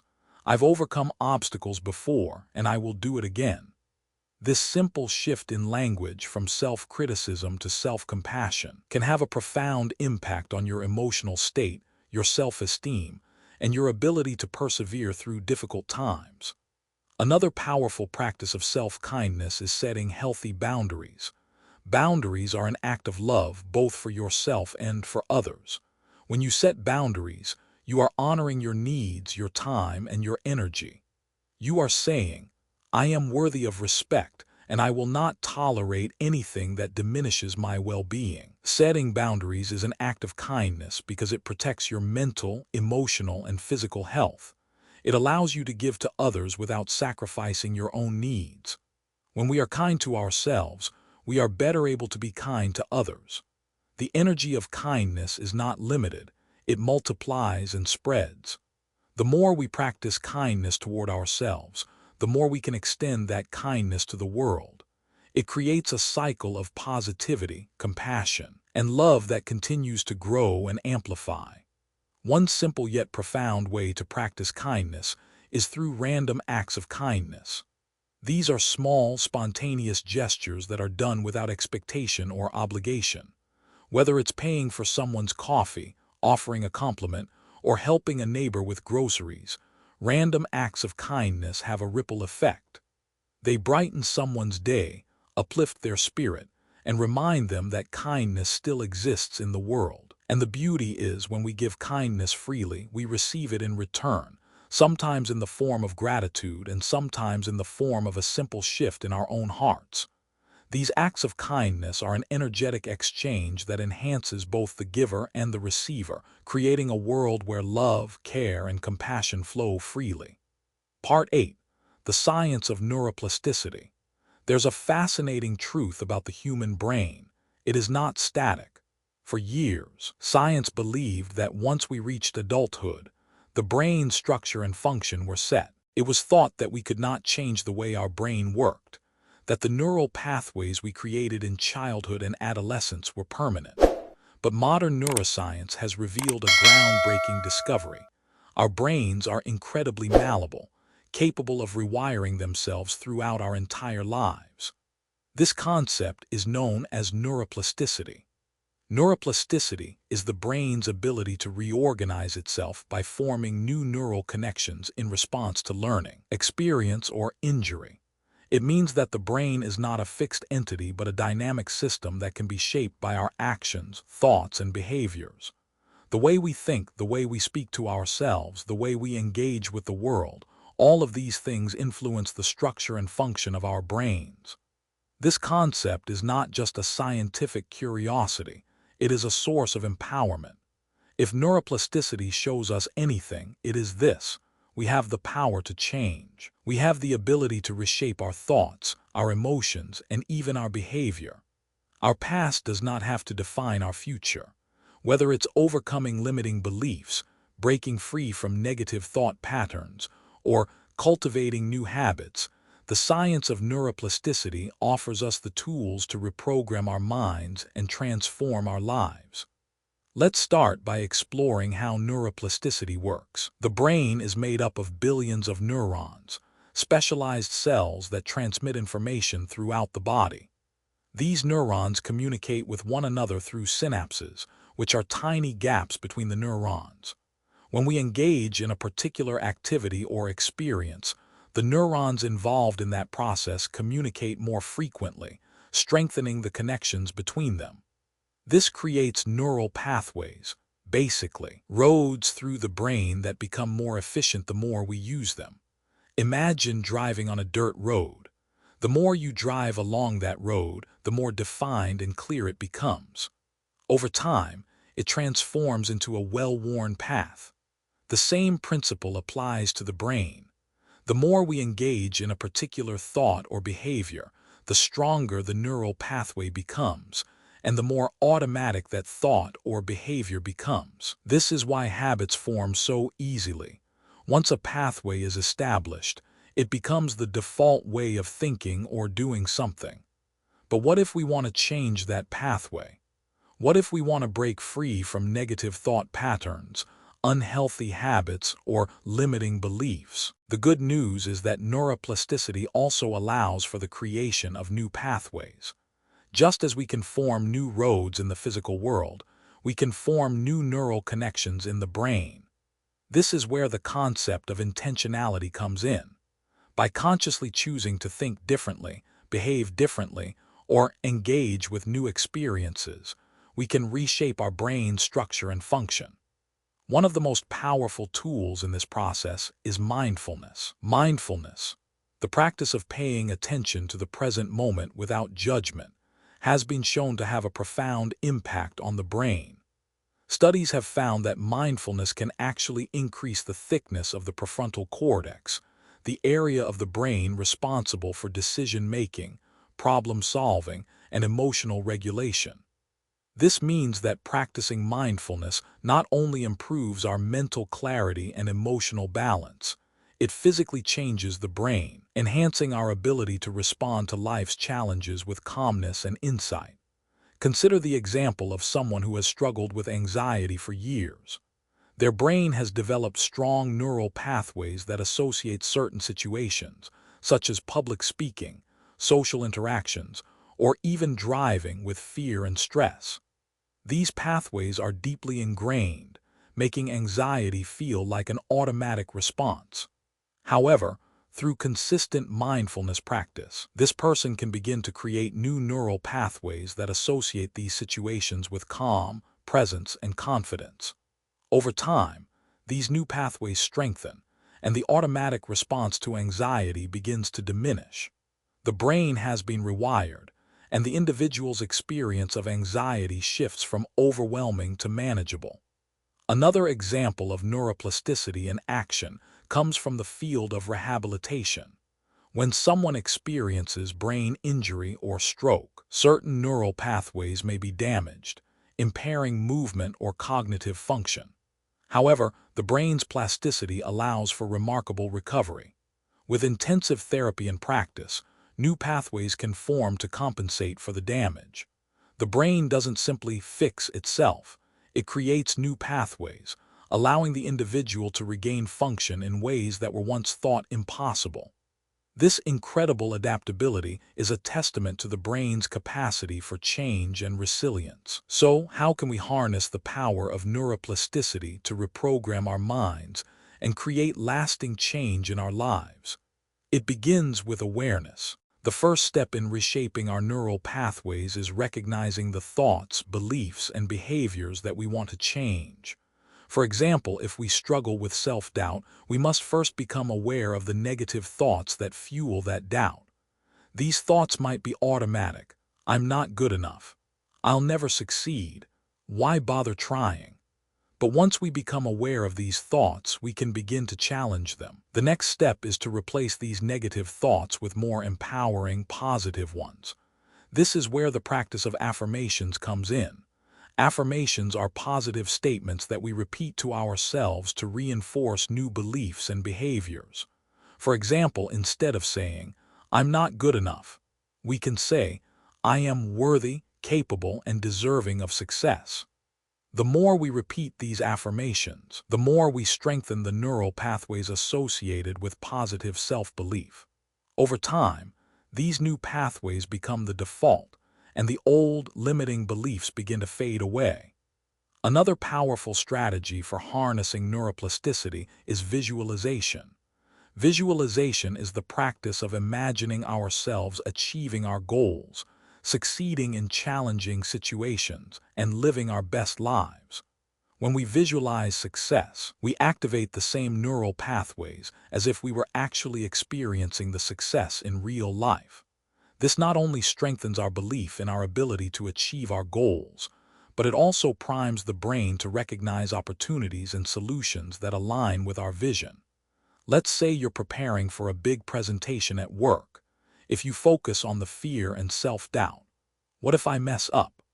You're reinforcing the neural pathways associated with anxiety and failure. But if you choose to visualize yourself delivering a successful, confident presentation, you are strengthening the neural pathways associated with success and confidence. As you practice this visualization regularly, you train your brain to respond to the situation with calmness and assurance, rather than fear and doubt. One of the most exciting aspects of neuroplasticity is that it works in tandem with the power of habits. When we practice new behaviors consistently, we begin to form new neural pathways that make those behaviors automatic. For example, if you want to develop a habit of exercising regularly, start small. The first few times may feel challenging, but each time you engage in the behavior, you are strengthening the neural pathway associated with exercise. Over time, this behavior becomes easier, more natural, and automatic until it becomes a part of your routine. The same applies to any positive habit, whether it's eating healthier, meditating, or practicing gratitude. With consistency and intention, new neural pathways form, and the habit becomes ingrained. But creating new neural pathways doesn't mean that we must ignore or suppress negative emotions. Neuroplasticity teaches us that emotions are not something to be avoided. They are valuable signals that can guide us toward growth. However, it's how we respond to these emotions that determines whether we reinforce positive or negative neural pathways. When we experience negative emotions, such as fear or anger, mindfulness and self-awareness allow us to acknowledge these emotions without being consumed by them. Instead of letting the emotion dictate our behavior, we can choose to respond with intention, practicing self-compassion and reframing the situation in a way that promotes growth and resilience. Over time, this intentional response to emotions strengthens the neural pathways associated with emotional regulation and resilience, making it easier to navigate difficult situations without being overwhelmed by them. Neuroplasticity allows us to rewire our brains to respond with calmness, clarity, and emotional balance, even in the face of stress and adversity. In conclusion, the science of neuroplasticity is a reminder that we are not fixed in our thoughts, behaviors, or emotional patterns. Our brains are incredibly adaptable, capable of change and growth throughout our lives. By practicing mindfulness, challenging limiting beliefs, replacing negative self-talk with positive affirmations, and visualizing success, we can harness the power of neuroplasticity to reshape our minds and create lasting transformation. The past does not define us. We have the power to rewire our brains, to create new neural pathways, and to become the person we aspire to be. The journey begins with awareness, and it continues with the choice to engage in practices that support our growth. Neuroplasticity is not just a scientific concept. It is a tool of empowerment that allows us to create the life we desire. Part 9. Building habits that anchor positivity. In life, we often find ourselves at the mercy of our habits, those small, repetitive actions that define our daily routines and ultimately shape the course of our lives. Whether it's the habit of checking our phone first thing in the morning, reaching for a snack when we're stressed, or procrastinating on important tasks, our habits determine our thoughts, actions, and in many ways our success. But while many of our habits are shaped by unconscious patterns, the good news is that we can consciously create new habits, habits that anchor positivity and align with our values and goals. Building habits that anchor positivity is one of the most powerful ways to transform your life. Positive habits not only improve our mental and emotional states, but they also create a foundation for long-term success, well-being, and happiness. Positive habits become the scaffolding upon which we build a life filled with clarity, purpose, and resilience. These habits don't require drastic changes or overwhelming effort. Instead, they are small, intentional actions repeated consistently over time. The key to building positive habits lies in understanding the process of habit formation. At its core, a habit is a neurological pattern that forms when we repeat a behavior consistently. The more often we perform a certain action, the stronger the neural pathways associated with that behavior become. This is why habits can be so powerful. They become automatic, shaping our lives without us even thinking about it. However, the same process that allows negative habits to form also allows positive habits to take root. The more we repeat a positive behavior, the more it becomes ingrained in our daily lives. Let's consider an example: someone who wants to cultivate a habit of gratitude. At first, they might set a reminder each day to write down 3 things they are grateful for. At first, it feels a bit forced, a task they have to remember to do. But as the days go by, it becomes more natural. They begin to notice more moments of gratitude throughout their day: the warmth of the sun, a kind word from a friend, the taste of their favorite meal. The more they practice gratitude, the more it becomes a default lens through which they see the world. What once was a conscious effort becomes an automatic response, deeply woven into the fabric of their life. This is the power of habit. It shifts your internal energy and perspective over time. But how do we create these positive habits in the first place? The first step is to start small. It's easy to become overwhelmed by big goals and lofty aspirations, but positive habits are built through incremental progress. Rather than committing to a full hour of exercise each day, start with just 10 minutes. Instead of aiming to meditate for 30 minutes, begin with 5. The key is to start with manageable actions that feel achievable, then gradually increase the intensity or duration as the habit becomes ingrained. Small, consistent actions compound over time, creating lasting change. Acts of kindness, we discovered, have the power to rewire not just our hearts, but the hearts of those around us. Kindness is a force that connects us all, transcending differences and creating a ripple effect of love and compassion. By practicing kindness, we not only uplift others but ourselves. Kindness creates positive energy, strengthens relationships, and fosters a sense of connection and belonging. It reminds us that we are not separate from each other, but part of a larger whole. Through acts of kindness, we not only heal others but heal ourselves. Finally, we explored the science of neuroplasticity, the brain's ability to adapt and change throughout our lives. We are not prisoners of our past. We are the architects of our future. By consciously choosing new patterns of thought, behavior, and emotion, we can rewire our brains to create a life of abundance, resilience, and joy. Neuroplasticity gives us the freedom to break free from old habits, limiting beliefs, and past traumas. It empowers us to become the best versions of ourselves and to create the life we desire. So, what do all of these insights, practices, and tools mean for you, right now, in your own life? The lessons we've explored are not just abstract ideas. They are actionable steps that can be integrated into your daily routine. You have the power to shift your mindset, to create new habits, and to transform your life starting today. The road to transformation begins with a single step: the decision to change. The good news is, you don't need to wait for life to change around you. You can change yourself, and by doing so, you change everything. Here's how you can apply what you've learned. Start with awareness. Pay attention to the way you think and the language you use with yourself. Notice the negative patterns of thought and begin to replace them with positive, empowering statements. Practice gratitude daily. Take time each day to write down or reflect on 3 things you are grateful for. Over time, this practice will shift your focus from what's wrong to what's right in your life. Engage in mindfulness. Dedicate time each day to practicing mindfulness, whether through meditation, mindful breathing, or simply being present in the moment. This practice will help you manage stress and stay grounded in the present. Surround yourself with positive energy.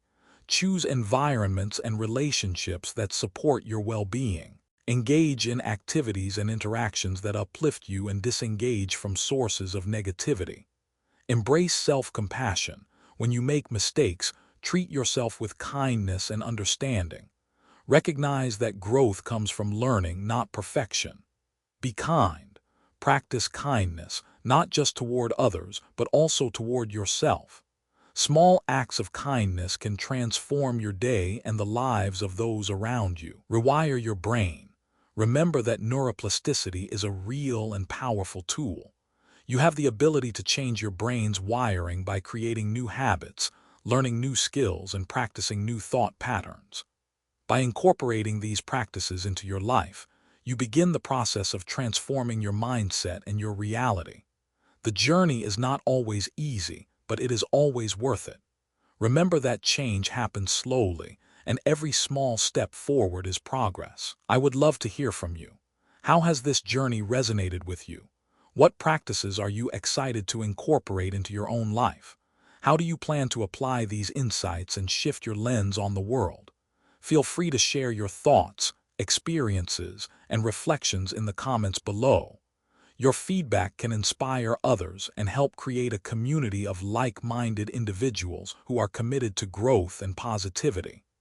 If this journey has inspired you, please consider subscribing to Buddhism in every moment.